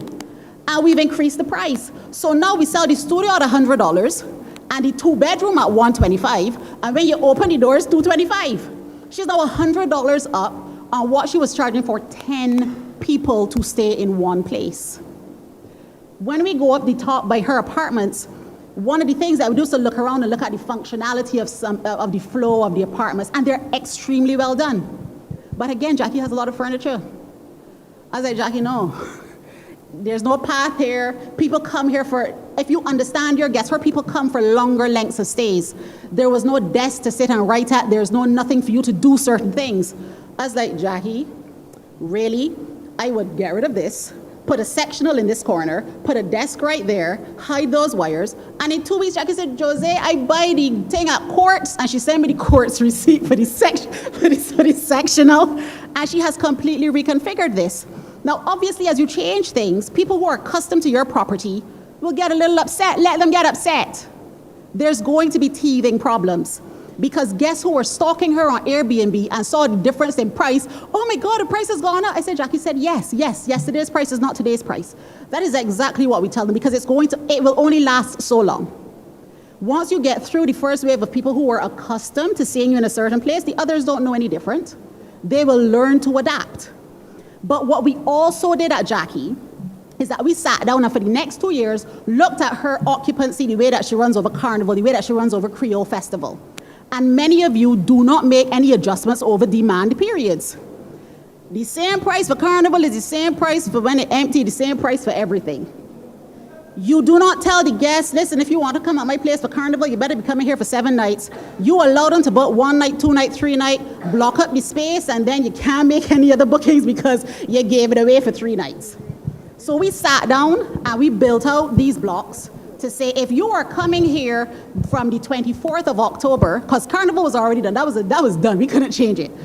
Creole Festival, if you're coming here on the 24th of October, if you arrive on the 24th, you cannot stay here for less than 5 nights. If you come on the 23rd, no less than 4 nights. And we built some kind of surge pricing in here where we said, add on 20% onto this rate because they're coming. You have to execute the revenue management behind the rates. So when the demand is high, make your money. Don't just fill it out based on the occupancy, optimize the pricing behind it. Don't get greedy now and gouge the people. That's not what I'm saying whatsoever. You have to understand the value of your product and what people are willing to pay. Go into the back ends of these systems and make sure that you account for all of those things. So now Jackie was only on Airbnb. I was like, well, you need another channel. She doesn't have a credit card machine, so we couldn't put her on Booking.com because she can't collect the money. So we went for Verbal. From the time you go to sign up so when we go for Verbal, we can't sell the studio, we can't sell that first concoction, we have to sell the entire house. So she has one less listing on Verbal than she does on Airbnb. But what you don't understand is that Airbnb allows you to link all of these other people via their iCal links. So many people are concerned about not having technology and having to manage 3 different things all at once. But if you use Airbnb as your brain system, and you sign up on Verbo, Airbnb gives you a link to put into Verbo, Verbo gives you one to put back into Airbnb. So when it sells here, it closes out there. When you sign up for Booking.com, Airbnb does the same thing on Booking.com. So Airbnb is your brain. Everything feeds into that. And you have not spent a cent on any kind of technology. You are using the same technology. So if you are concerned about the 15%, they're working for it. So we need to make sure that we're using the system so that they're working for it. And those are the types of things that we're looking at when we go into the properties to make sure that you are making the most of everything that is available. The next one. A quick second best practice here is at Golden Inn. I find that you guys don't split out your accommodation. So Santa has a 2-bedroom with 1 bathroom. But when she put the rate up, it was just a 1-bedroom price. And when the people come and bring in 2 extra people, you try to negotiate more. You cannot negotiate more money with them after you've sold the room, okay? If it is not there at the beginning when the booking is being made, it is illegal for you to charge them any more money when they arrive. So what we ended up doing is to splitting out her 2-bedroom into 2 separate listings, a 1-bedroom option and a 2-bedroom option. On Airbnb, what we then did is to get the iCal link from the 1-bedroom to talk to the iCal link from the 2-bedroom so that if one sells, the other one sells out. So you don't have to manage the inventory. So there's so much stuff sitting in the back of these things that help you to be a little bit more in tune with what's going on. And by being able to sell these different configurations, it means that you're attracting different guests in different price brackets, and you get to see who your accommodation speaks to and what type of people are coming to you based on the pricing. Now, I really soon done. Next slide, please. The next reason as to why I'm here is on packaging. I am here to make sure that we are packaging things properly. And this is the blurb. For those of you who I've been to before, you will hear this blurb, and this is how the blurb goes. Normally when you come to Dominica, you think about 6 things to do. And when you get here, there's 6,000 things to do that you never knew that were available to be done. And one of 2 things happens. One, you're upset because you didn't plan for the time to be able to try 6,000 things. And 2, you don't have the money because you didn't budget to do 6,000 things. So when it comes to packaging, packaging is about education and telling people all of the things that are available before they come, which means that the information that we are putting out for the research abilities of the island is not strong enough because we're all coming with the mindset of the same 6 things. I told you earlier I come from a small island. Nobody ever told me that it takes an hour and a half to drive from one side of this island to the next side of this island. When I look at a map, there's another small island that's 20 minutes. Everything for me is 20 minutes. I didn't know that before I got here, and I am your neighbor. So imagine the people who are on the other side of the world, the way that they interpret the information, because they all think all the islands are small and everything is the same. So we're looking at the way that we differentiate that and educate our guests to be able to make the decisions that they need, because we need the money to trickle down to everybody. So when you hear packaging, you could go to the next one. When you hear packaging, the way that packaging is currently done is we come to you and say, hey, we have a campaign, can you send me a package? And it is now your responsibility as a property owner or hotelier to sit down and create something and send it in so that it is marketed. The issues with that are you are going to sell the same thing all the time. You get into a habit of familiarity. This is easy, so I'm going to continue to do this time and time again. What happens with that is that the other attractions or the other places or the new businesses that you might not be familiar with never get a chance. So for that reason, we believe that packaging should not be the responsibility of the properties. You can sell as many packages as you want, but at the destination level, the packaging has to be different. It has to be more dynamic. It has to be more robust. It has to be intuitive. The storytelling that lies behind it has to tell you, why should I choose Dominica over St. Lucia? I can have an option of 6 different sulfur springs, or I can have 1. I can have, my wellness story is a little bit more advanced. My adventure story has, adventure, the deepest adventure you get in Barbados is diving. but I could go canyoning, I could do all of these things. But those are not the way that we put things together, and that's how we have to start putting things together. We have to tell the guests what is available, give them the option to curate their own packages based on how we lay the information out, so that then they know all of the things that are available, whether it's families, honeymoons, weddings, all of the things, location-based, everything. And that's what we want to work on when we talk about packaging. So I'm gonna finish here soon, quick. So when we do this, we're looking at choosing an experience, right? If somebody's coming for adventure, what do you put together and say this is an adventure package, this is a wellness package, what are the options that are available? And next, so when I talk about package, this is what I'm saying. We choose an area, whether it's geographical or whether it's a theme, and we tell them on day one, this is my ideal start to Dominica. I call it touchdown and takeoff. Because you know what I'm tired of? I'm tired of landing at the airport and driving straight to Roseau. Nobody don't ask me if I want to go to Calabishi. They don't ask me if I want to go to Soma Garden. They don't ask me if I want to stop at Spani or Jacko. And they don't ask me if I want to stop and sip 3 rums that to take my life at the Bushram Lady. There is a direct path from the airport to Roseau. If I arrive on this island before like 2 o'clock in the afternoon, I need to make a stop. My experience needs to start from the time I touch down on this island, because what happens is that when you bring me down to Roseau, I sit down in my room and put up my feet for the rest of the day, and as my first day is dead.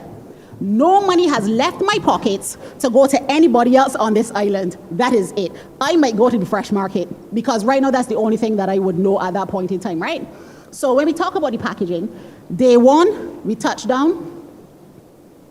We work with Digicel and Flow and give you the option to get an eSIM, because your local eSIM works really better on your island than the international online eSIMs. Those international online eSIMs throttle data like it's nobody's business. Personal experience, I generally use 8 gigabytes of online data when I am here for a weekend. It is a lot. So now we're bringing corporate businesses into the fold as a part of the packaging. So the time you touch down, activate eSIM, I am connected. I can make calls, I can do whatever, because this is an island you need connection, because it's big and you need help. When you need help, you need to be able to get through. I drive down the road, whatever my fancy is, based on what I like to do as a traveler, I make a stop before I get to where I'm going. On that night, based on where you are, send me to somebody in your community to have a dinner, a nightcap or something, and you build it out. By the time you're finished building it out, you know that you've put 10 other businesses into this experience who would not normally be included in anything that is being done. Even if nobody buys the package, you want me to tell you what happens? They have read it and they have become familiar with 10 businesses that they did not know. So even if they book all of these things individually with other people, they now know to ask the question, hey, I saw that they had this thing on the site. Can you tell me a little bit more about it? And that is when we talk about education and getting the information out, how we work on those things. So when we talk about packaging, this is kind of what we're looking at. Next slide. But in order to do this, we need to support it with technology, because I can't depend on you that cook, chef, bottle washer, all the things, to sit down and be able to build the things that we need. So what we're working on is a piece of technology that supports the DDA and all of the campaigns that they run. We're looking at making sure, it just says hotels, it will say accommodation because everybody's included, yes? All the accommodation, the car rentals, the activities, and then we go into packages, where we can build these packages with the itineraries, and we can create to our heart's content all of the information that we want to have put out. And all of these things can be bought with one transaction. You're not sending right now somebody who wants to book Dominica got to go to Expedia, they got to go to booking.com, they got to go to Airbnb, they have to go to all of these places to get all the information. We need to put it in one place so it is easy, and so it's easy to convert. And this is what we're working on. And it goes hand in hand next, it goes hand in hand with supporting things like Cool Escapes, because right now many of you are not a part of this. But if we put everybody on the platform, then the DDA does not have to come back to you and say, hey, look, I'm doing something, can you do something? No, that's no longer your responsibility. It now becomes automatic inclusion. So when we put you all up, when the DDA creates Cool Escapes and they say, you know what, I want a wellness tranche, I want an adventure tranche, then we sit down and we pull all the things together and we give it to the guests so that then they can either buy it as one or they can split it up and do whatever they want. And now your primary responsibility becomes taking care of your guests, because that is what you should be doing, making sure that the business at you is taken care of, as opposed to trying to figure out and manipulate all of these systems to see what happens then. And yeah, that's it for me. Thank you very much. That was a lot. Can we go slowly through this? Are you saying Discover Dominica will have these packages? I am saying that in the last leg of my life, I started to work on some tourism technology. And we have tourism technology available that can help Discover Dominica achieve the things that needs to be achieved. And that is what we will test to make sure it works for everybody, because we have something already. To build technology to the level that we want is going to be time consuming and cost intensive. And we already have that technology. The technology that we have even for allows you to actually put restaurants on it, all the people in the neighborhood. It gives you, if we wanted to launch a rewards program so people spend more money on the island and redeem stuff, we have the ability to do all of that. Because it already exists, it can be tailor-made to everything that you guys want. And that is what we are working towards. So in the next, we'll start testing some properties to load them up by the middle of April. This consultancy ends on May 31st. By the end of May, we'll be able to stand here and say, hey, here's a sample of some of the things that we've been able to create. But all of this requires your input and your feedback. So if you live in an area and you know there's stuff that we're missing, make sure that we have it so that we can do it. And thank you very much for listening to me babble on and on and on and on and on and on.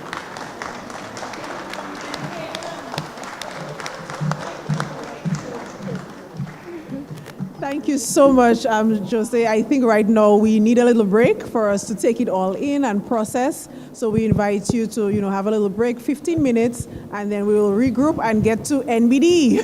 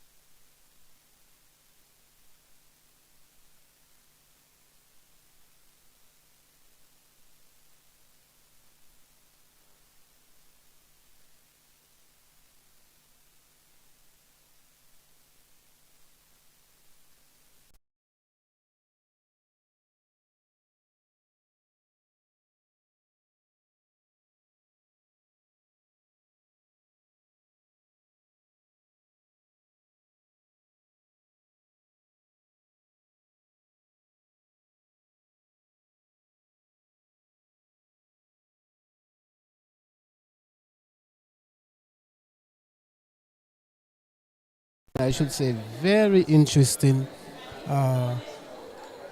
seminar here at the Goodwill Parish Hall, and the second part will continue in just about 15 minutes and will last for about an hour and 15 minutes, and then we will be out of here. We haven't heard from the National Bank of Dominica as yet. Mr. Narin Murphy is representing the bank and is already preparing for the next segment. And from here, we will leave to go to the Dominica China Friendship Hospital. It's Engineers Week. There's a special event taking place at the Dominica China Friendship Hospital. That's where we will be broadcasting from 2:30 this afternoon until about 4:30, 5 o'clock. So do stay tuned to Kyrie FM, the genuine sound. We now take you back to Master Control. We've got a few few things to take care of. That is back at Master Control, so we'll see you again when this seminar resumes.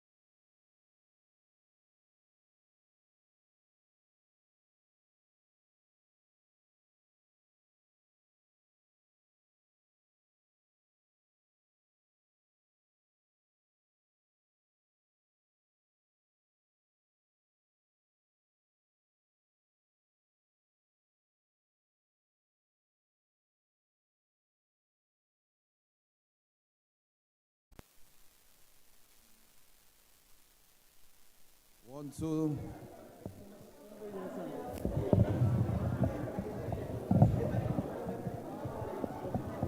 One, two. Yep.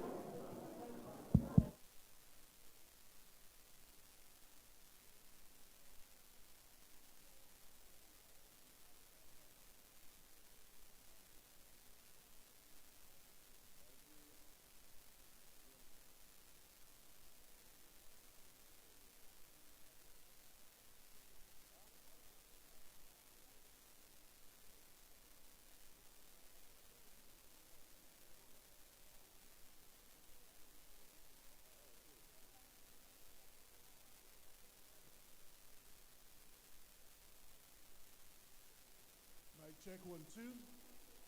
2. 2.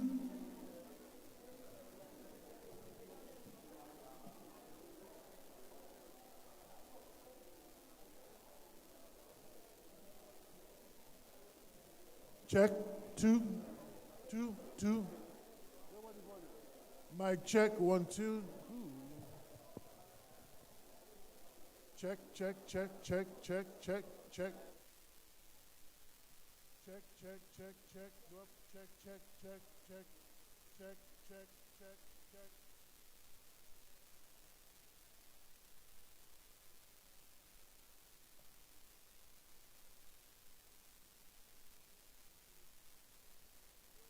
Check, check, check.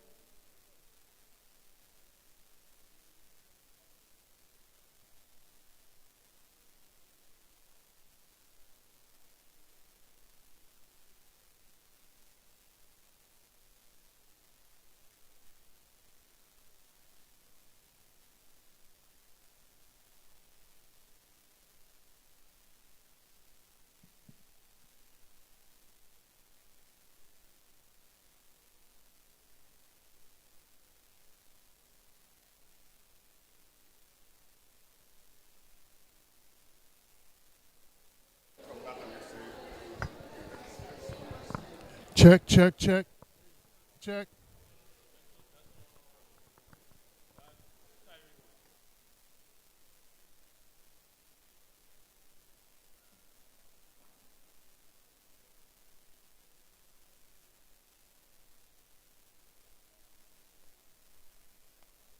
Check, check, check, 1, 2, check, check, check. Check, check, check, check. Check, check, check, check, check, check, check. Check, check, check. Yeah. Check, check, check. Check.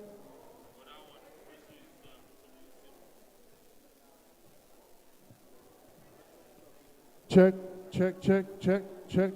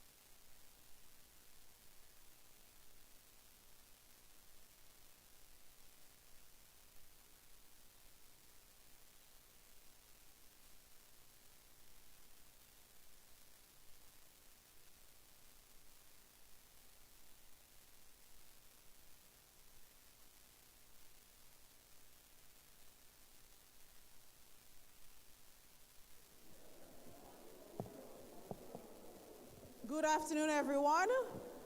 We would like to, hello, we would like to restart in about 5 minutes. So if you can make yourselves back to your seats, and then we'll be ready for NBD.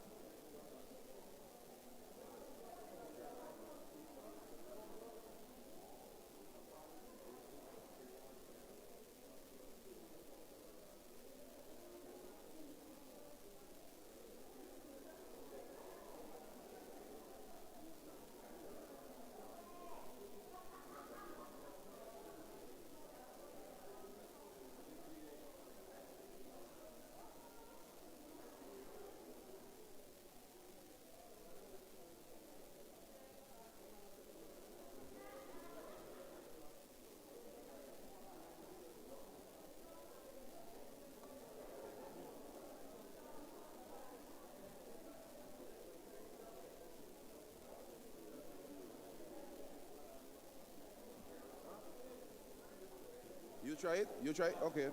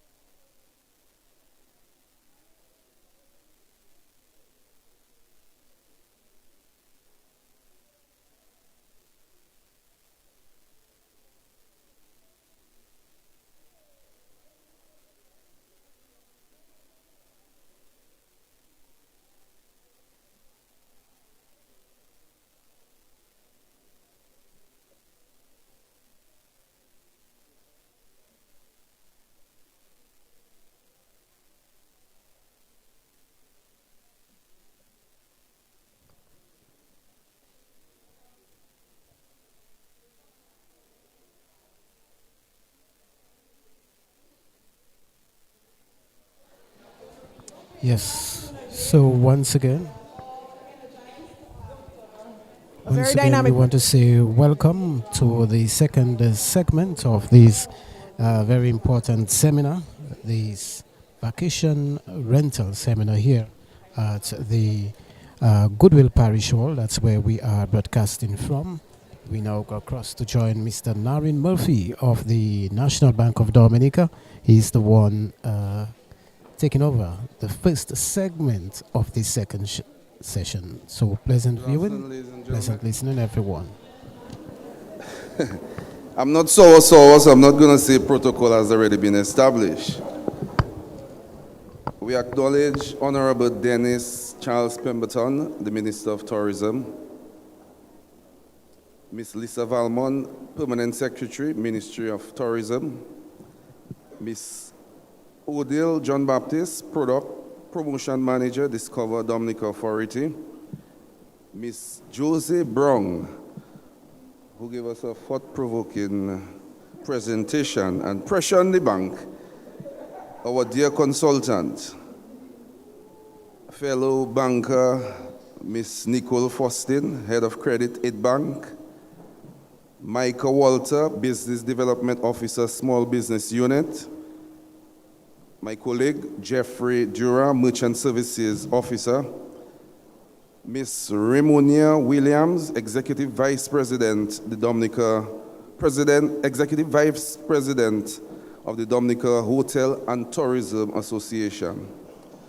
Other invited guests, vacation rental owners, those already operating, those aspiring to operate, and ladies and gentlemen,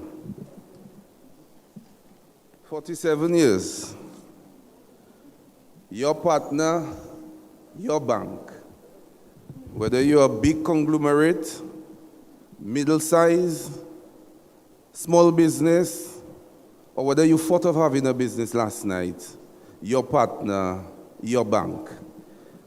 Gone are the days when banking, they would speak of providing products and services.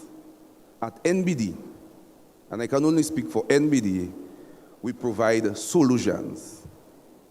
So we consider ourselves at times financial doctors, where we will assess you and provide the right antidote to suit your particular predicament. So we're all about solution, solution, solution.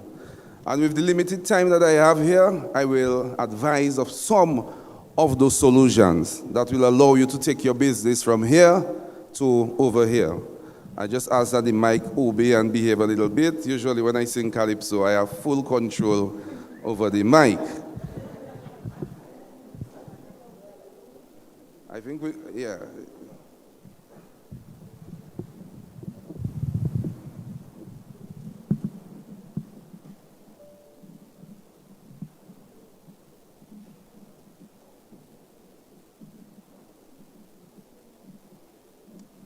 So some of the solutions that we provide, ladies and gentlemen, are tailored loan packages. And with that, we have various loans. And I will get to a specific loan that would like the businesses to give consideration. It's a package that when you hear about it, from tomorrow you will flock the National Bank of Dominica. We offer business deposit accounts. Gone are the days where you would stockpile your money under your mattress. So we move from mattress to interest.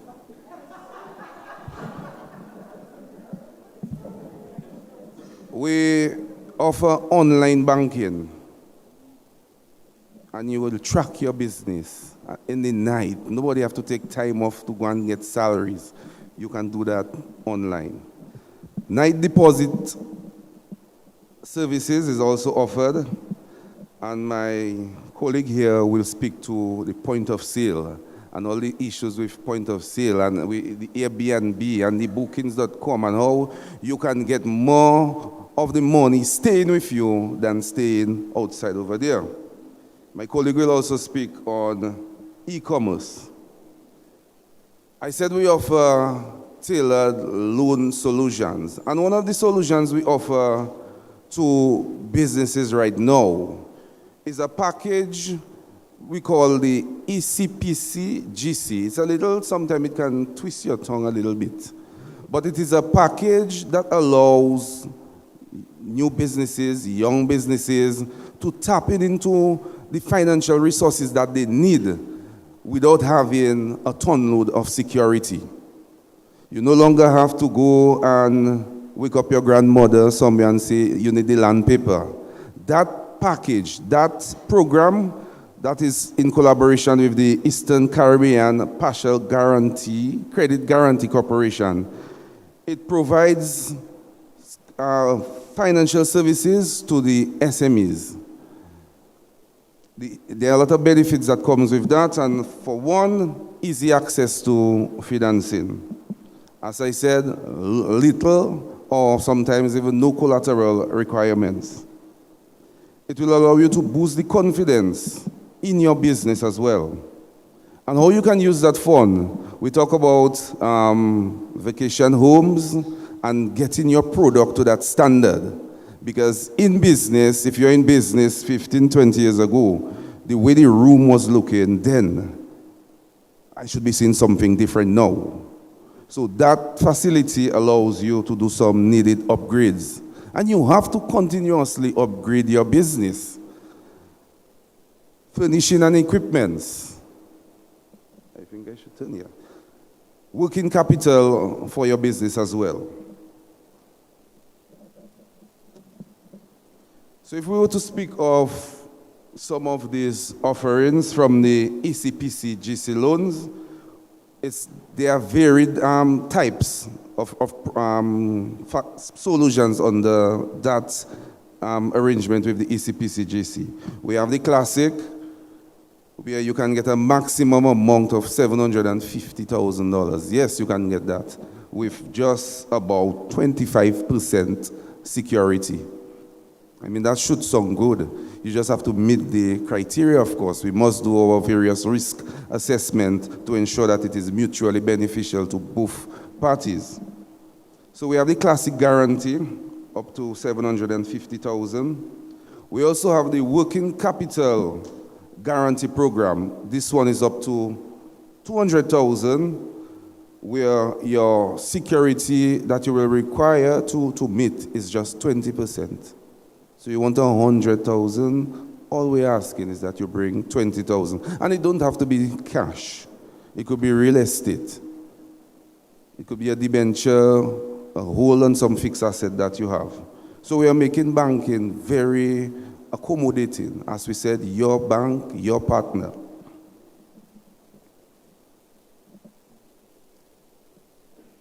There's also the startup, because we understand not everybody will be in business 6, 7, 10 years. So the program also caters for persons that are now starting off into business. And we have the startup guarantee program, where you can get $100,000 with security requirements of just 20%. So it's almost like 20, 25%. That's all you have to think of coming up with. And of course, some equity contribution, because equity confirms your interest, your dedication, your passion into that project, where you share the risk as well. The bank will have the bigger slice of the pie, but you will have some stake into the business.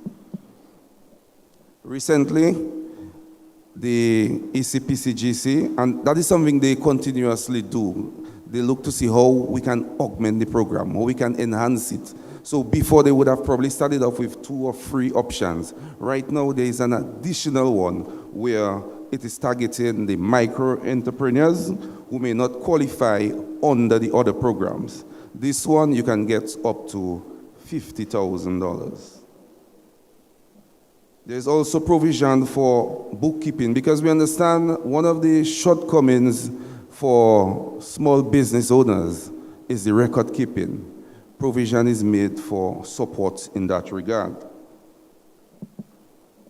So that was it in terms of the loan. Yes, we offer commercial loans and overdrafts and whatnot, but I wanted to dwell specifically on the offerings from the ECPC GC, which is an offering which requires very little securities. We offer business accounts. As I said, we move from the mattress, putting money there and running that risk of somebody breaking and opening your home. It is safe and secure in the bank. And with a business account, you separate business from personal activities. And we encourage that strongly. You're in business, you're a rental business. It's not because you already have an account with the bank that you open probably when you were young. Now that you're in business, open a separate account. Channel the business funds to that account, and then you can have a drawings to or transfer to your personal account. But we try to avoid the commingling with your business and your non-business activities. Your checking account will also allow you to track your payments to your suppliers. And if somebody said, well, I have not received the payment, you can go on your account and you can pull up and see, okay, well, here it is, check back your records. You have the opportunity to issue checks and make online payments. We also offer business savings accounts. We probably maybe the only bank on island that still offers business savings account. Across the globe, business savings accounts are not a thing that banks offer. Because when you hear savings, there's an outflow. You have to pay interest. So by and large, if it's a business you have, at most, you're restricted to just having a checking account that earns no interest. At NBD, at this time, we still offer the opportunity. So the excess funds that you have, or those funds that you would allow to accumulate in the bookings.com before drawing it down, you could place it in the savings to earn $1 or $2 for you in terms of interest. Your partner, your bank. You also use those savings for emergencies. I mean, you can never predict what is going to happen in your business. Everything might be looking nice and dandy today, and there comes a breakdown in a critical equipment. Your reserve can allow you to replace that broken down equipment, or the bank will be more than willing to provide that to you. I tell persons, if you have already saved your money and you have a vibrant business, I wouldn't strongly encourage you to take the money and go and replace the equipment. Come, let's discuss a nice cash-secured loan, give you a very low, attractive interest rate, and you use that savings there as an incentive to you, a motivation that once I finish pay that loan, that 50,000 that I, to use a local term, guaye, to accumulate, it is there for me at the end. So, business savings account, the sky is the limit. The business account also allows you, and I said it before, to separate your personal and business transaction. But sometimes you cannot help it. You might be there in your small business and a truck pass with dashing or passion fruit. You want to purchase. We're not going to tell you deprive yourself, but you take a note of it, because that was a non-business expense that you have to reconcile with your accountant. Your business account will also allow you to make accessing financing very easy. You have your financial statements or your business statements that you can bring to an accountant. They can quickly put together a compilation for you, so you can pay your taxes, the right taxes, visit the bank with your audited accounts and whatnot. If you're not doing that, then you can really restrict yourself in terms of drawing down on funds, because we would need a basis to assess you. And if there is no paper trail, then it's not that you are not making the money, but we need to satisfy our approvers that yes, here's the basis, here's the customer, here's everything that they have provided. We also offer more banking, and I think every business should have more banking. If you don't have it today, that is the last day for not having the more banking product. Every business. It makes payments so easy and seamless. You understand? Very, very easy and convenient. Persons can just pay you online. While they're doing other activities, the money is coming on your account and you seeing it coming in. And before you book, you watch your account and you verify. So that is where the world is moving, digital economy, and NBD is not staying out of that equation at all. Your employees, gone are the days where somebody have to ask you for time off to go and change a check in the bank. That to me is a no-no. There are enough online options that your employees can utilize. You as a business utilize the payroll option so you can get value from your employees, because when they go to the bank, there's no telling how many persons they may meet before them. So you could get more value if you sign up for the various payroll options, making banking very easy.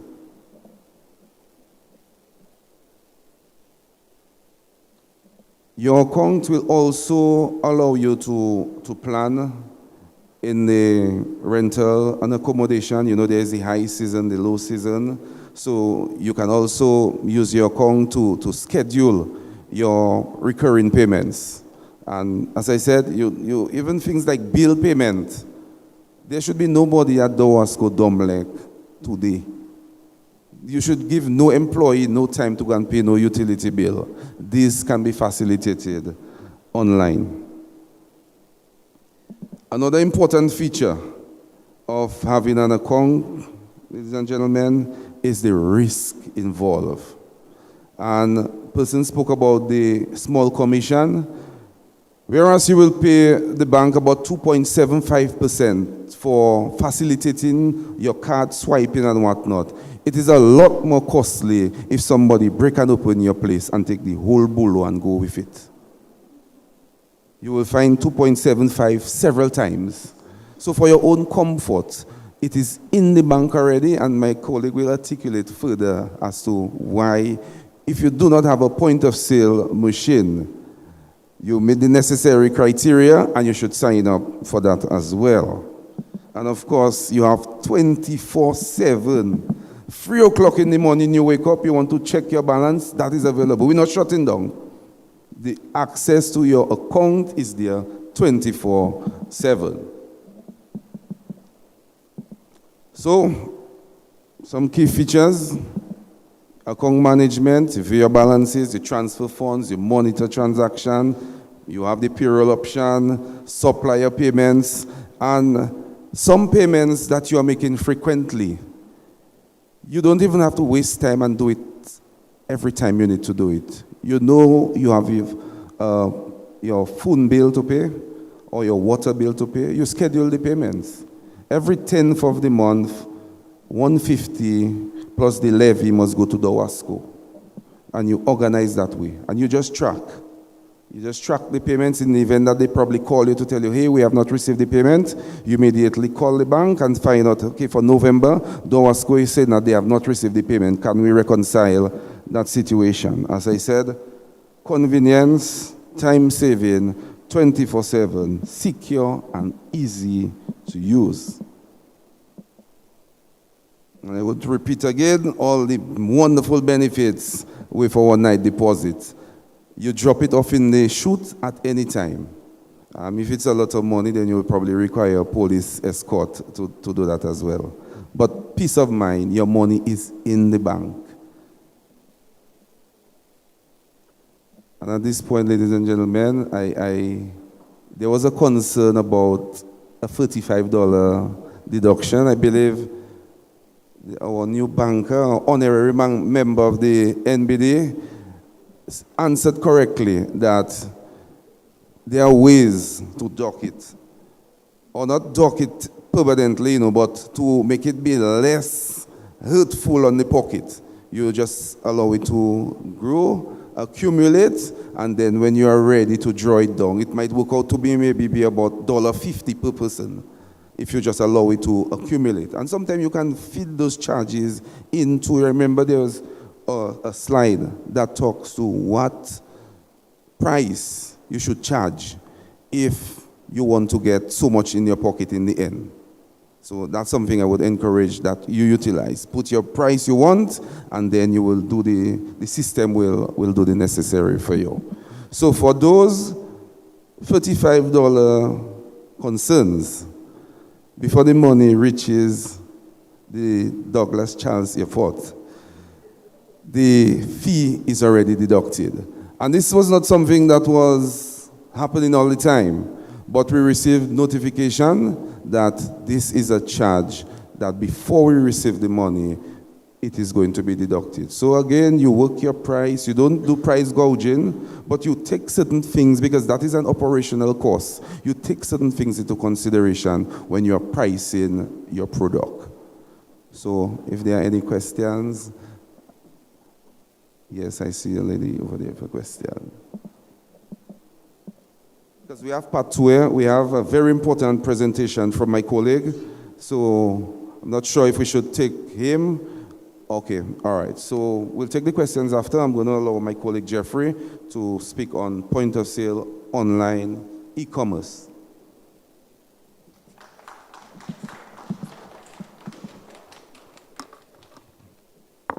Hello. It wasn't really a question I had, but I noticed you didn't say anything about the interests on the products that you were advertising.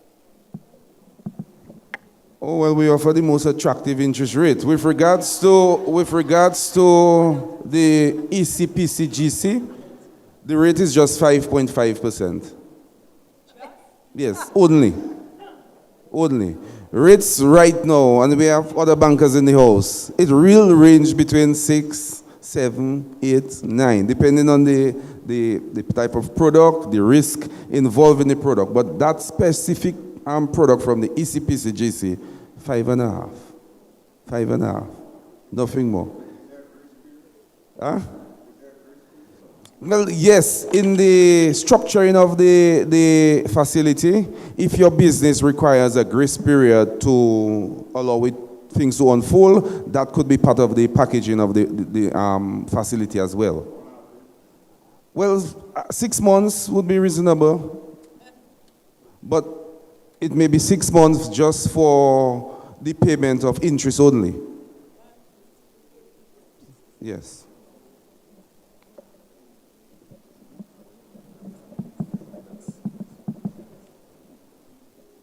All right, good day, everyone. All right, so today I'll be discussing our point of sale procedures and also the merchant services that we offer at NBD.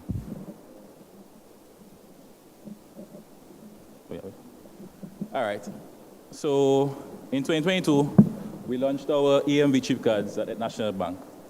Also, on the acquiring side, which is the point of sales, we also did a project where we have to change all the terminals island-wide.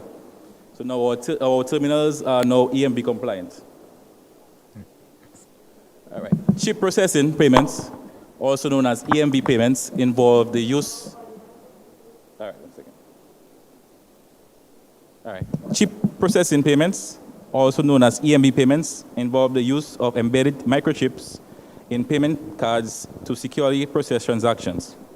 Contactless payments, which is tap transactions where payments are made by tapping or waving the contactless enabled device, such as a credit card or debit card, smartphone or smartwatch near a payment terminal, which is the Apple Pay.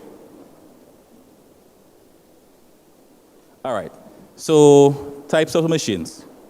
So as my friend stated, at NBD, we offer 2 types of machines, Verifone and Ingenico. With the Ingenico terminals, they can be wired, operating Wi-Fi, and also operate with a SIM card.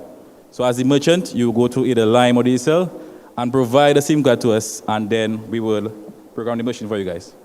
So I'm not sure if you guys noticed, the vendors at the bayfront, when the tourist boats come, most of the vendors have wireless machines. No. You notice that, right? You can get one. We come into that. All right. So for the solutions for the Airbnb and the hotels, we have a virtual terminal. So with the virtual terminal, you are able to process payments on our merchant portal. So you could do it on your tablet, laptop or your phone. So how that works is we create credentials for you guys after you apply, and after that you are able to log into a merchant portal. You would then process the payment through the portal, then it will generate a URL link where you could send it to the customer via email or WhatsApp. So that way now, the customer will click the link and enter the card information where it will be, then enter the card information. So that case now, you as the merchant are secured. So the customer cannot say that you did not authorize transaction. So they would enter the card information, the security number, and that way the payment will be secured. So for like hotels that want to do deposits, I know a lot of you guys have concerns where customers do bookings and they did not show up. In that case, you lose the funds, right? So in a case like this now, you could send the link for deposit. Yeah, you can't? So to send the link for deposit, you're not able to? No. Okay, not for booking.com. That's it directly. So if the customer comes to you directly.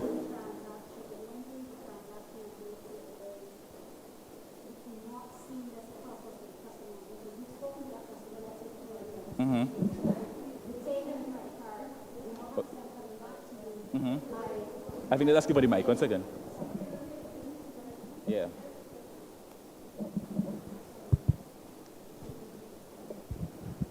Hi, sorry, yes. So this is what I was referring to earlier, where this is a very inconvenient process for everybody. When, let's say, somebody comes onto my website to make a booking for my hotel, I've accepted their credit card information probably, right? By the virtue of that, they expect that that card is going to process automatically via a payment gateway. What you're asking me to do now is to take that information, go back into this link, go back into this virtual terminal, put in the information, create a link, then tell the guest, wait for this thing when I send it to you to go back and put back in the information that you already gave to me and assumed that the process was completed. This is where people fall off because it is too much work for both parties. Okay, so this one is not for bookings done for bookings or Airbnb. Direct. So this is direct. So if the customer comes to you via email or direct contact, you can do the payment through them. If it's for booking.com, then Booking.com would provide you with the card credentials, the card information, and then you would punch it in manually on the point of sale.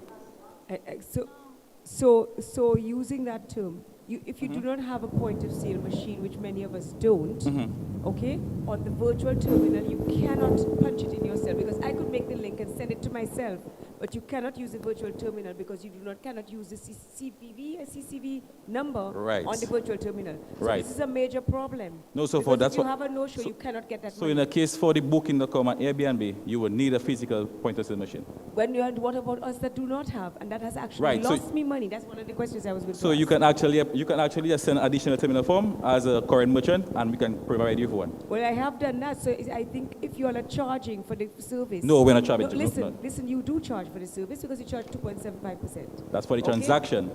So that's a charge. No, it's commission. It's a fee. We pay for the service. So I think that you all need to get our listings from DDA and send a beautiful email saying, you wonderful businesses, we would like to have your service, we'd like to have your custom. Can we offer you a point of sale machine that we have not had available to you all for the past 5 years? Would you like to have one now, please, Mr. Amo? And I'll say, oh, please, bring it on, and I'll give you a 2.75% every time. So Mr. Amo, question. So you currently only have the virtual terminal? Precisely, because I have not been able to get one, and I have seen you all 3 times already since it went out of work. And to be honest with you, I think that was since Maria, and I couldn't use it since then. The point of sale? That's how much I'm telling you. All right. Okay, so... Yeah. So but basically, the virtual terminal is for direct contact with a customer. For Booking.com, as I mentioned, they will provide you with the card information, and then you could process the transaction manually on the point of sale. So that case, it would only charge 2.75% for the transaction. So in case of the wire fee, that will basically help you out. Also, our next solution, we have e-commerce. So e-commerce, if you as a merchant have a own website for your business, you can apply for e-commerce. So we have integration methods which is API and Host Connect, so you can get a web developer and he can set it up for you. So we actually have a full guide on how to process the e-commerce on your website. So any of you guys have a question? Yeah, concerning the virtual terminal, Mhm. by the way, I applied for a physical card machine, and you all give me a virtual terminal, and all you don't want to, no matter how many times I tried, all you just will not give me that card machine which I need. Because now, here's the issues with virtual terminal. It's very useful, very good, Mhm. and I love it. For example, when somebody book me, and let's say they book outside of Airbnb, and the thing that they tell me, how can I send you the deposit? I just send them the link and they pay my deposit. It's perfect. Right. Now, here's the problem. Your virtual terminal only accept Visa and MasterCard. Now, all around the world, they have Discover, they have Capital One, they have how many? And because of that, that causing a limit on my bookings, because as she said, and she rightfully said, and she's on point, that's our friend from Barbados. Yes. She said that when you don't put, if all you have to do is just make it compulsory, they must book. For them to book, they must put in their card information. And I promise you, you will not see a no-show. That is very true. Right. However, somebody might not have a master, they will not book because that's all I have. They can put in. That's the only option. So it's either, my question is, do you have some kind of a plan in place to add additional cards through your virtual terminal? And number two, I still want a physical machine, please. Yes, Thank you. we'll give you that. Okay.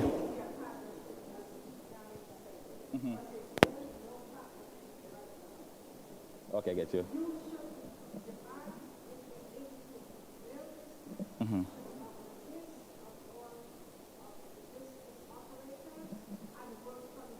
Yes.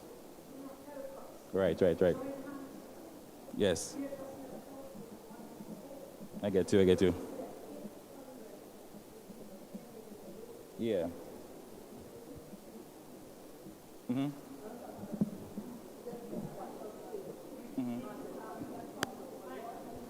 Yes. It's 6 months. Is there a way we can make it more accessible that you go to the customer? For example, I have some restaurant owners in Scottshead.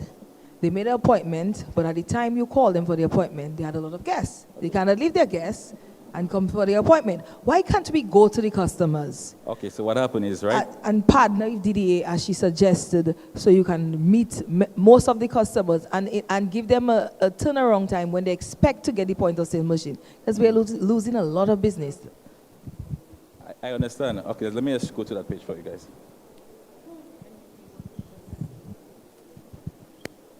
All right. So what we think we just get a point of sale machine, right? However, as a bank, we have rules and regulations we have to abide by Visa and MasterCard. So one of the requirements, right? The business must be registered on the business name. So most cases, like in your case, the customer might not have a checking account with us. So that's why I think they might maybe ask them to do an appointment to come in to open a checking account. So that's it. But usually, as the merchant officers, I have a few with me. When we go out, we usually meet potential merchants and we advise them to open accounts. So like for the vendors on Bayfront, we actually did that.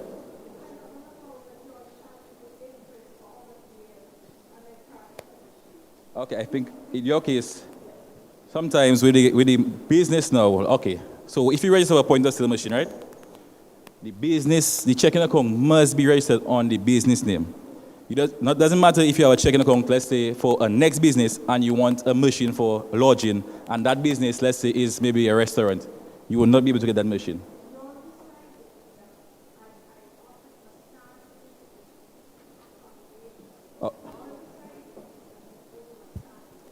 Okay, so in your registration documents, there's an area that says business activity. So when you apply for a point of sale, I understand, but we have rules and policies we have to abide by. So that's why we recommend that you go to re-register the business and put that as the activity. So we must abide by those rules, or else Visa can actually take the machine from us. Yeah.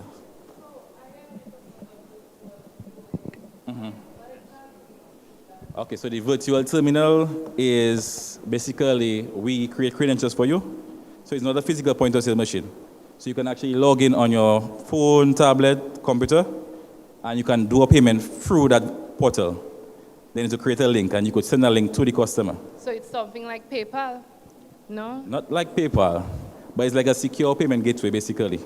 So you can integrate it to your website. So if No, so that's e-commerce. Oh, The virtual terminal is we actually give you the credentials to our merchant portal. So when you process the payment, it will give you a URL link, and you could send that to the customer to enter the card information. So that way, it's a secure payment. So what is the difference between the two? Okay, e-commerce is actually getting payments directly through your website. So you have a website, we give you integration, and you can process payments directly through the website. The virtual terminal is logging on to our merchant portal. Oh, okay. Yes. When the physical machine, Yes. 2.75%. Yes. The virtual terminal, it applies also as a point of sale. So it will be 1% on NBD debit cards and 2.75% on other bank cards. However, with the e-commerce ranges from 4% to 6%. So it's based on the business activity. So like for lodging, the rate will be 4% per transaction. All right. Yes. No. It's just 4% for e-commerce.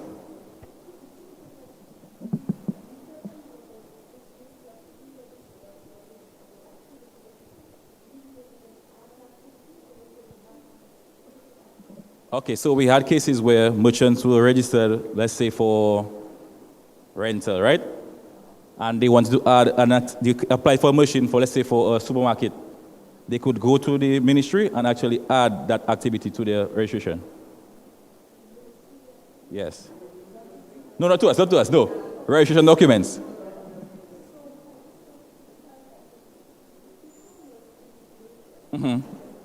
Yes.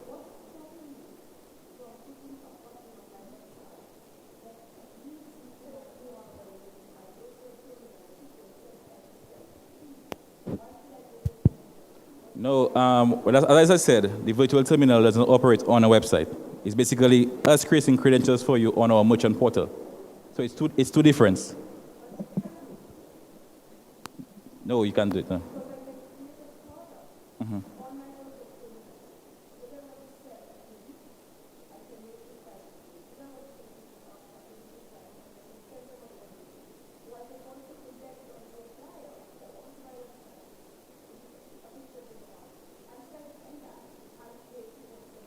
Send them the link so send them the link directly, right?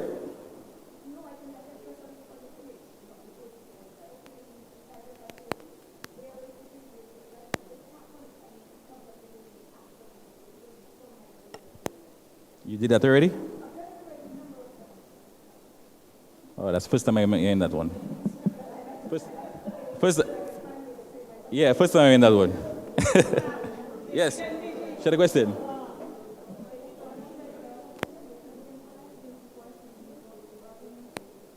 You can give a mic, please? I'm not hearing.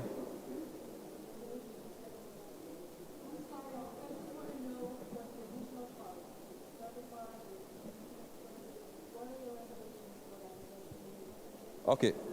Yeah, so we're currently working for American Express. So hopefully by end of April, we should be accepting American Express on our point of sale machines. Yes. So Discover, that is management, so I'll bring that out to them. But American Express, it will be Visa, MasterCard, and American Express. Yes. You have a next question?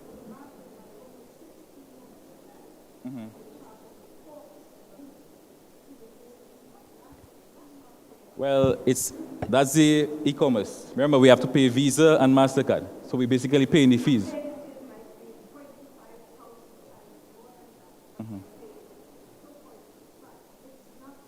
No, they've only paying 2.75 on the virtual terminal. The e-commerce is completely different.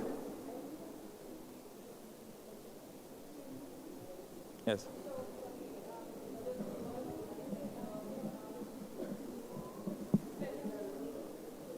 No, you as the merchant sending the link to the customer. So basically, you are the one creating the payment.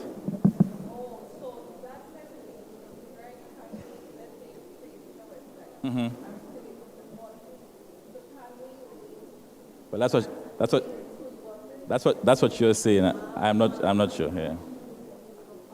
Yes. Yes. Well, that is still working on management. So I'm not sure as yet. We actually have a team working on that. So when we process it, we'll actually advise the merchants. Yeah. All right, so we're just going to go through the requirements so at least you guys will have an understanding. All right, so first, the business must be registered. The account, there must be a checking account. The merchant will then complete the applications and the agreement forms. Functional communication medium at place of business. Compatible power sockets. The bank provides guides as well as technical assistance for the use of this service. So when we come to the site, our team will give you guys training. There is no annual fee or service charge. Commissions of 1% is charged on MBD debit cards. Debit card transactions and a commission of 2.75% is charged on all other bank cards. E-commerce merchants, commission is within 4 to 6%. Merchants should have an email address. Card proceeds are credited to your current account on the following working day. So how it operates, you do a transaction on the point of sale machine, the funding will come to your account the next business day. Activity reports are accessed through our bank's online merchant portal. So at NBD, we have a merchant portal where you can actually log in and see all your merchant activity. So all your business activity, you can view it there.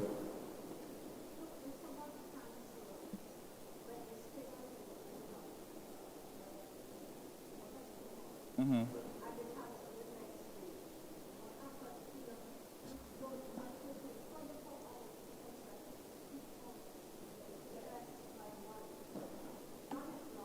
No, because what happens is it processes through a processor.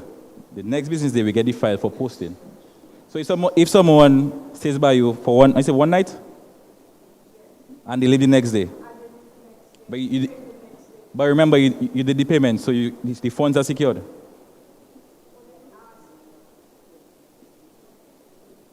You understand?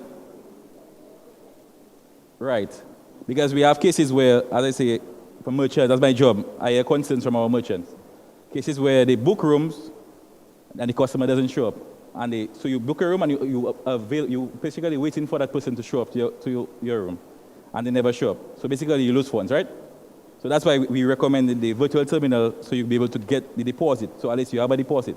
And as she mentioned, cancellation policies are very required in this system. Because customers can, if you have a cancellation policy on Airbnb or Booking.com, right. But you have cases where customers will come to Dominica, use your services, go back to the country and say they were never there. So that's why we recommend that you have cancellation policies. And with Booking.com, you have all the information there. So in case of a chargeback or dispute, we can provide that to Visa or MasterCard. Okay, credentials and log instructions will be provided after installation of the PS device. So that's for the merchant portal. Okay, so we're going to go to the benefits of having merchant services at your business. So basically, it increases the sales volumes, hence overall profits. So imagine a customer coming to your business institution and you don't have a point of sale machine, and all they have is cards. Most foreigners travel with cards and less cash. So that's a way you can basically build customer satisfaction and also gain sales. Increase in overall customer base. With that case, you can basically gain new customers by having a point of sale machine. Exposure to new customers, both domestic and international. Provision of an additional service to customers and increase in competitive edge over other businesses that do not provide this service. Paper trail and document of payments and mitigates risk of loss via cash theft or robbery. So the same way, if in cases of robbery, your funds are on your account. So less cash you have at your business is better for you. All right, so that's all for me. Any more questions? You can go if you. Can I get the mic?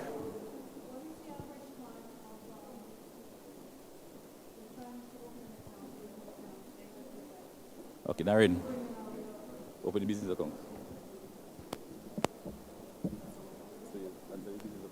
The average time is dependent on you. Okay, let's Once say... you have everything, Yes. you get your appointment, you sign up, within 2 days you should be able to have your account. Once everything is in place. Not peace now, peace tomorrow. Everything, within 24 to 48 hours, you could have your account. Okay. Thank you.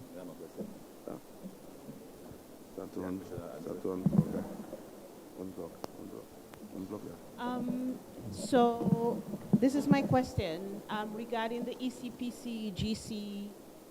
You kept the slide said equity, but you kept switching.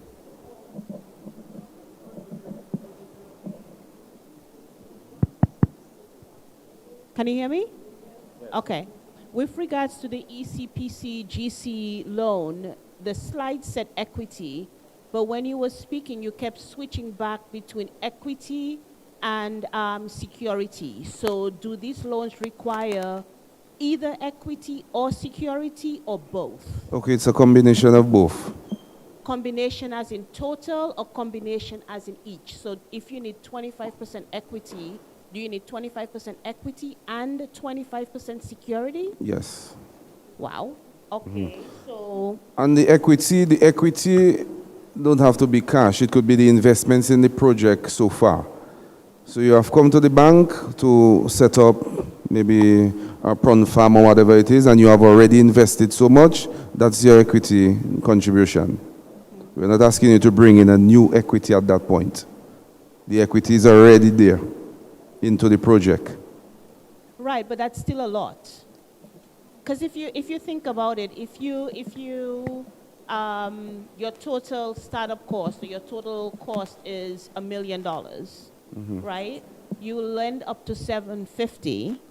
25% equity is already 250,000, and now we still have to provide another 250,000 in equity. That's a lot of money. In security, that's a lot of money. But I mean, bank also has to manage the risk, and outside of this, then it would be the case where you would be asked for full security, which is 100%. In some of the products under the ECPCGC, the equity is just 10%. Okay, just a quick announcement. So TP659, you're blocking. So can you go and unblock the person? Somebody wants to get out and you're blocking them. Thank you. TP659.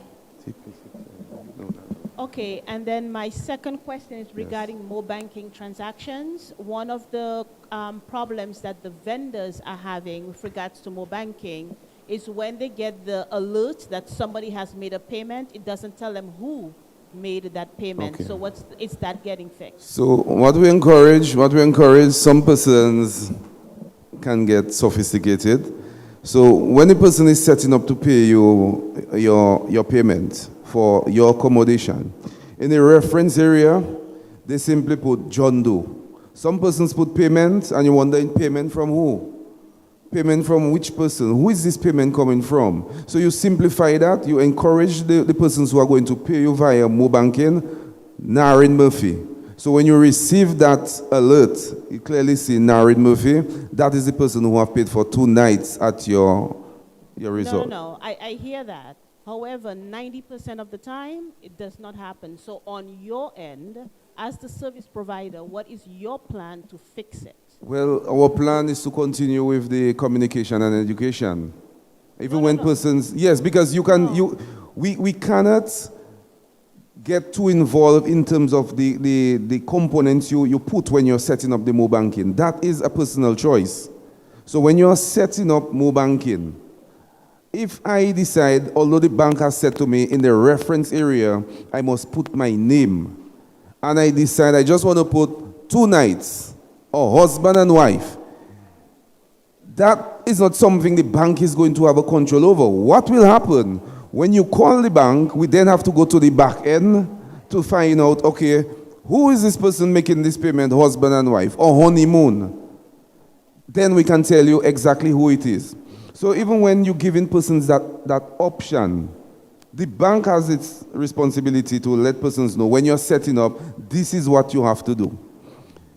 For persons doing, if you just give me a second, for persons doing the peer-to-peer payment, you must put a reference name. If you're doing the mobile merchant, like you are you're a merchant under our mobile banking, it's a bit easier that you click, is that the name on the account, on the invoice, and it will automatically reflect the person's name. But some persons, some businesses like to take a shortcut, and they don't go through the business merchant option where you will sign up as a merchant with NBD. You do like how we would do peer-to-peer, personal account transfers.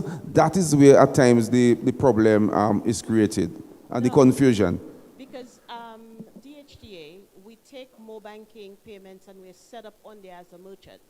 And unless the person puts their name on the memo line, we don't know who sends it, but you as NBD knows whose account that money is coming from. Okay, I'm going to ask you one question. In terms of relaying your mobile banking details, do you provide an ID? Do you provide an ID and an account number? You don't? No, because we are listed. So when they go on merchant, they select your name. Yes. But so at that point there, the only thing they have to do is to click. This is the name on the invoice, We're not which is debating that. What I'm telling you is, I get that. Mhm. That's what they're supposed to do. It is not being done. So on your end, since you know what account the money is coming from, you know it's, Mr. Benoit's Okay. account. Can you put funds from this person? so, Madam, we will note the concern and the recommendation, and we will advise the necessary department accordingly. But I get the point that you're making. Sorry, I don't have a question for you. I have a comment. For the smaller businesses who are excited about American Express, please don't get excited about American Express. Please note that American Express will charge you between 3.5 to 4% commission. American Express never takes your side. They will always take the guest side. So if a guest charges back, it's the hardest charge back to win on the face of the earth. They don't fight for you, they fight for the guests. So American Express is not the friend of a small business. If you're a big business and you have luxury clients who use those types of cards, perfect for you. On American Express as well, if you have to do a refund, for any reason, you have to pay to do that refund. It's not like you go into the machine for the other cards and you issue a refund and it goes through. It's a manual process. Their bank contacts your bank and says, this person has a refund. You then have to wire transfer that refund money back to American Express. So don't get in bed with American Express unless you have to. All right.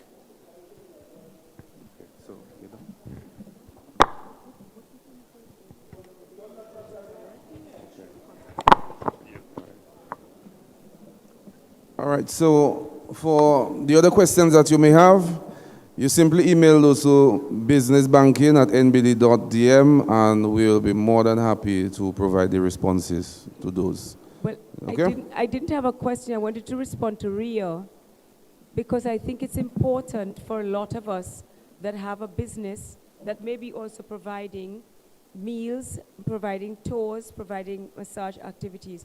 When you ask somebody to pay you, you provide this, just how you give them your ID and your account number. You give them a reference that they should put in to the line below so that you can see. And I have never had somebody not do it. I have never had somebody not do it, because then they feel that maybe their funds will get lost. So stress that it has to be done, because it's very important that we do this as a small businesses, as then you can't track your income, then you can't plan your business to know how you're making your money. I just wanted to comment on that before you went on.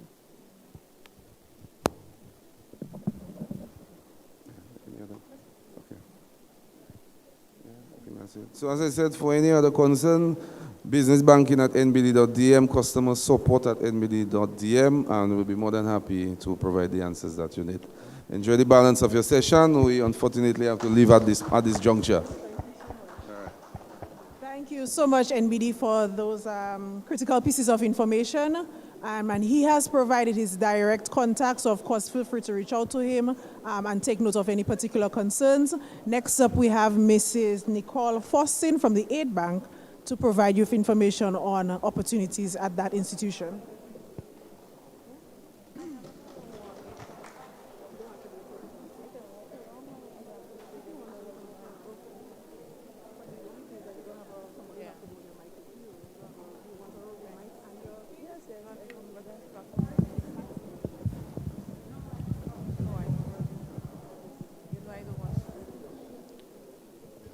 Just today, so Pleasant good afternoon to everyone.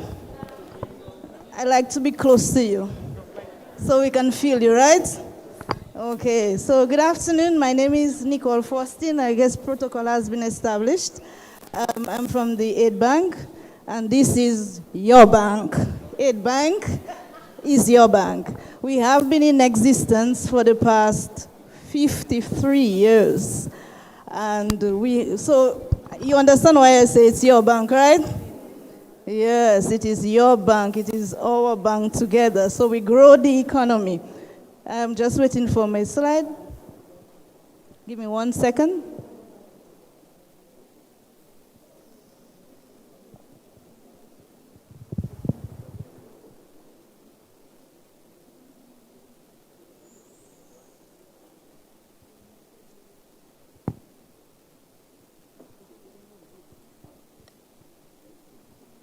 Okay, so while we sort out the technical difficulties, so a little about who we are at the Aid Bank.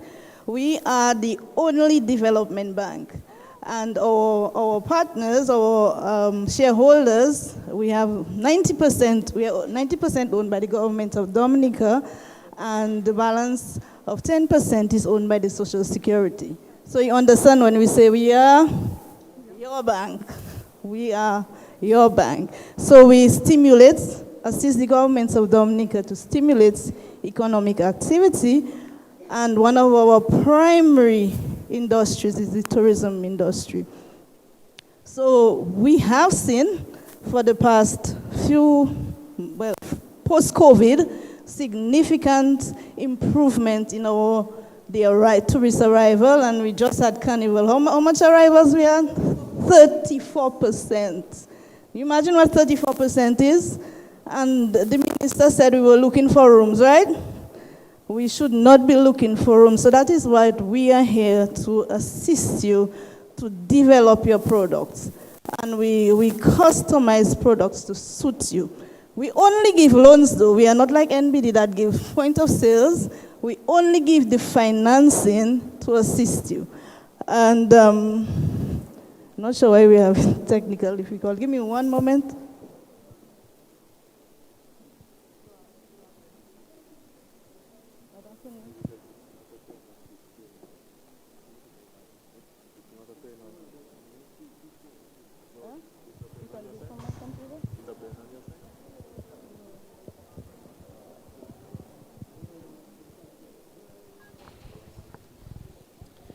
Okay, if this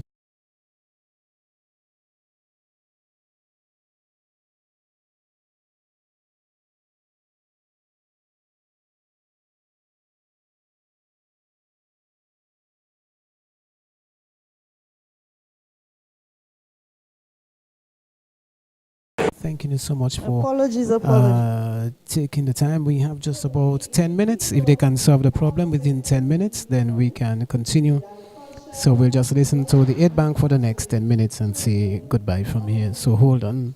Thanks for your patience. Let's get the Aid Bank's contribution in about 10 minutes. Currently have special products customized just for you. At the Aid Bank, we have an MSME facility that we give on lend loans up to 670,000 at 3.5%. Can that be beat? No. And you know what? You pay nothing for 6 months. Nothing for 6 months. Not interest, not principal. Can that be beat? No. And to top it up, we give you some assistance, technical assistance. We source the support you need in marketing, in pricing. You did such a fantastic job. You made my job so much easier. We give the support you need, the technical support to get you.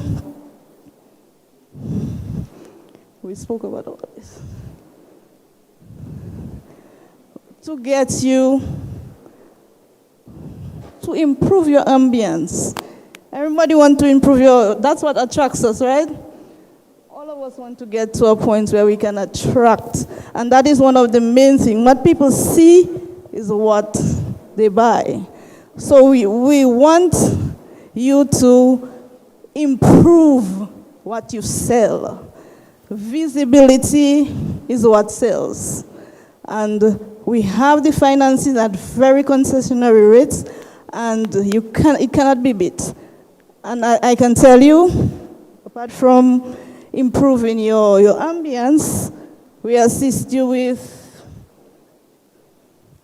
also upgrading. You can construct, you can expand. What else? You can change your linen and then have the soft pillows. And your pool, you can put in a pool or a pond, anything you need to make your product attractive. What sells? What we see, right? If I come to you, a facility, and as I see, oh my God, a garbage thing, I am appalled, right? We want to create ambience. You want to create attractiveness. And the funds are available to you to do just that. So we appeal to you. The funding is available. Please access it. And we have made it so convenient, so flexible. What we said? What rate? 3.5. What else? 675. And what else? I should have a gift. And if for the tourism industry, as I said, we could upgrade, construct, it assists in other ancillary services. You want to add a vehicle to your product? Wouldn't that be convenient? That you have your Airbnb and your guest doesn't have to rent something? Any buyers? I tell you, that would be something that said, if you go to somewhere and the owner has, for convenience, you have this additional service, and that is what sells. Making your guest comfortable, making it convenient, and also making the guest feel a home away from home. And this is what we need to, it doesn't take much. You include what? Nature. We are full of nature, right? We can do so much by spending so little to make it attractive. And we have seen, based on the financing, that people have gotten increased exposure, increased revenue, just by doing those little upgrades. You change your linen. What we want? White. That is the basics. White. We want to make the place. You want to have a study desk. You upgrade it by doing those little things to make your place attractive. And what will happen? Money, money, money. So we are here for you. We are here to guide you. We are here to provide the information. Please do not say that you do not know or you do not have the information. And here's the criteria. You must be a citizen of the Commonwealth of Dominica, or you have been residing here for the past 10 years. Your sales is 2 million or less. Well, you have to be registered with Inland Revenue and Social Security, and that is for your own benefit. However, we cannot give money for refinancing. I know I don't go and get a hard time, but we can't give you money to pay another bank. We want you to put the money into the business. We want you to upgrade the facility. We want you to see something new when we come, like what with the video I just showed, right?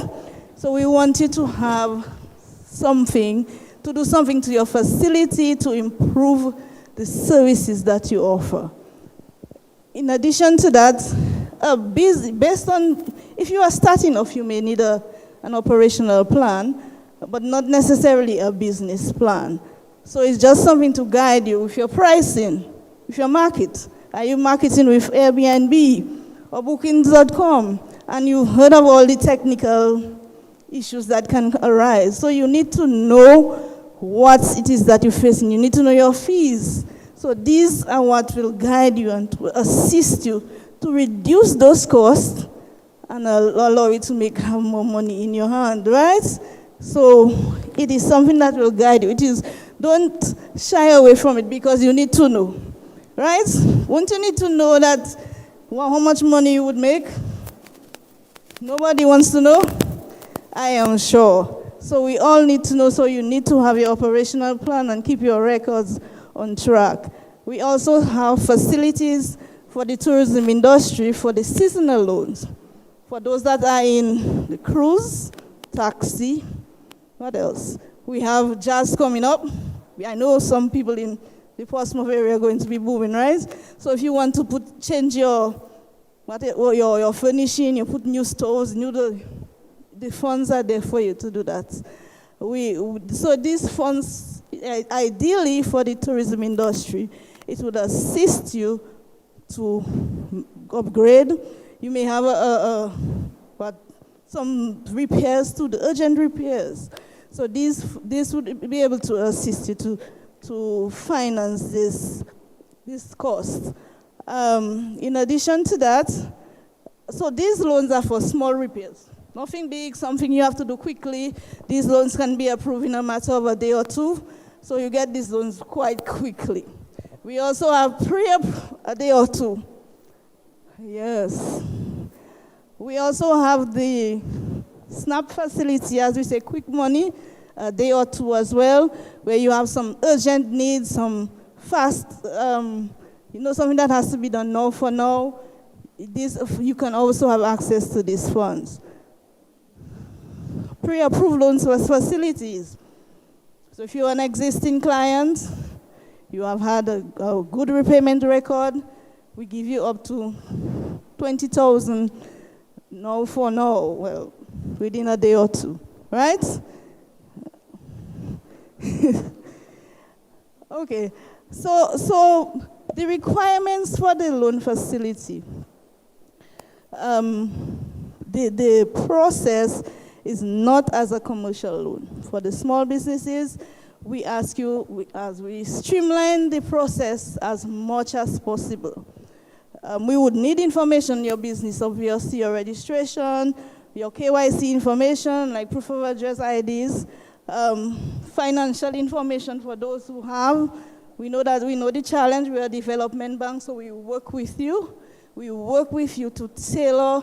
We say, okay, you do not have, but we discuss with you and we look at your bank accounts and we tailor something to you. So we assist you through the project. We work with you to make it happen. And please do not just stand by and say, I don't want to come now. You will lose out. Because the rate is just at 3.5. You pay nothing for 6 months. Okay, so we have tailored it as much as possible to assist you to get going as fast as possible. Yes? Any questions so far? No? Yes? Thank you so very much. Okay. That's how we wrap it up here at the Goodwill Parish Hall, this very interesting seminar organized by the Ministry of Tourism. Sorry we have to leave now, but we've just done the final presentation, and that was, I think, was the final. Or one before the last, well, by the Agricultural, Industrial and Development Bank of Dominica. Again, we want to thank you so much for having joined us from 10:30 till about this morning. Join us at 2:30 for our next broadcast, but it will be from the Dominica China Friendship Hospital. I am Steve Vidal on behalf of our chief technician, Yipman Bruno, saying thanks for listening and thanks for watching. Good afternoon.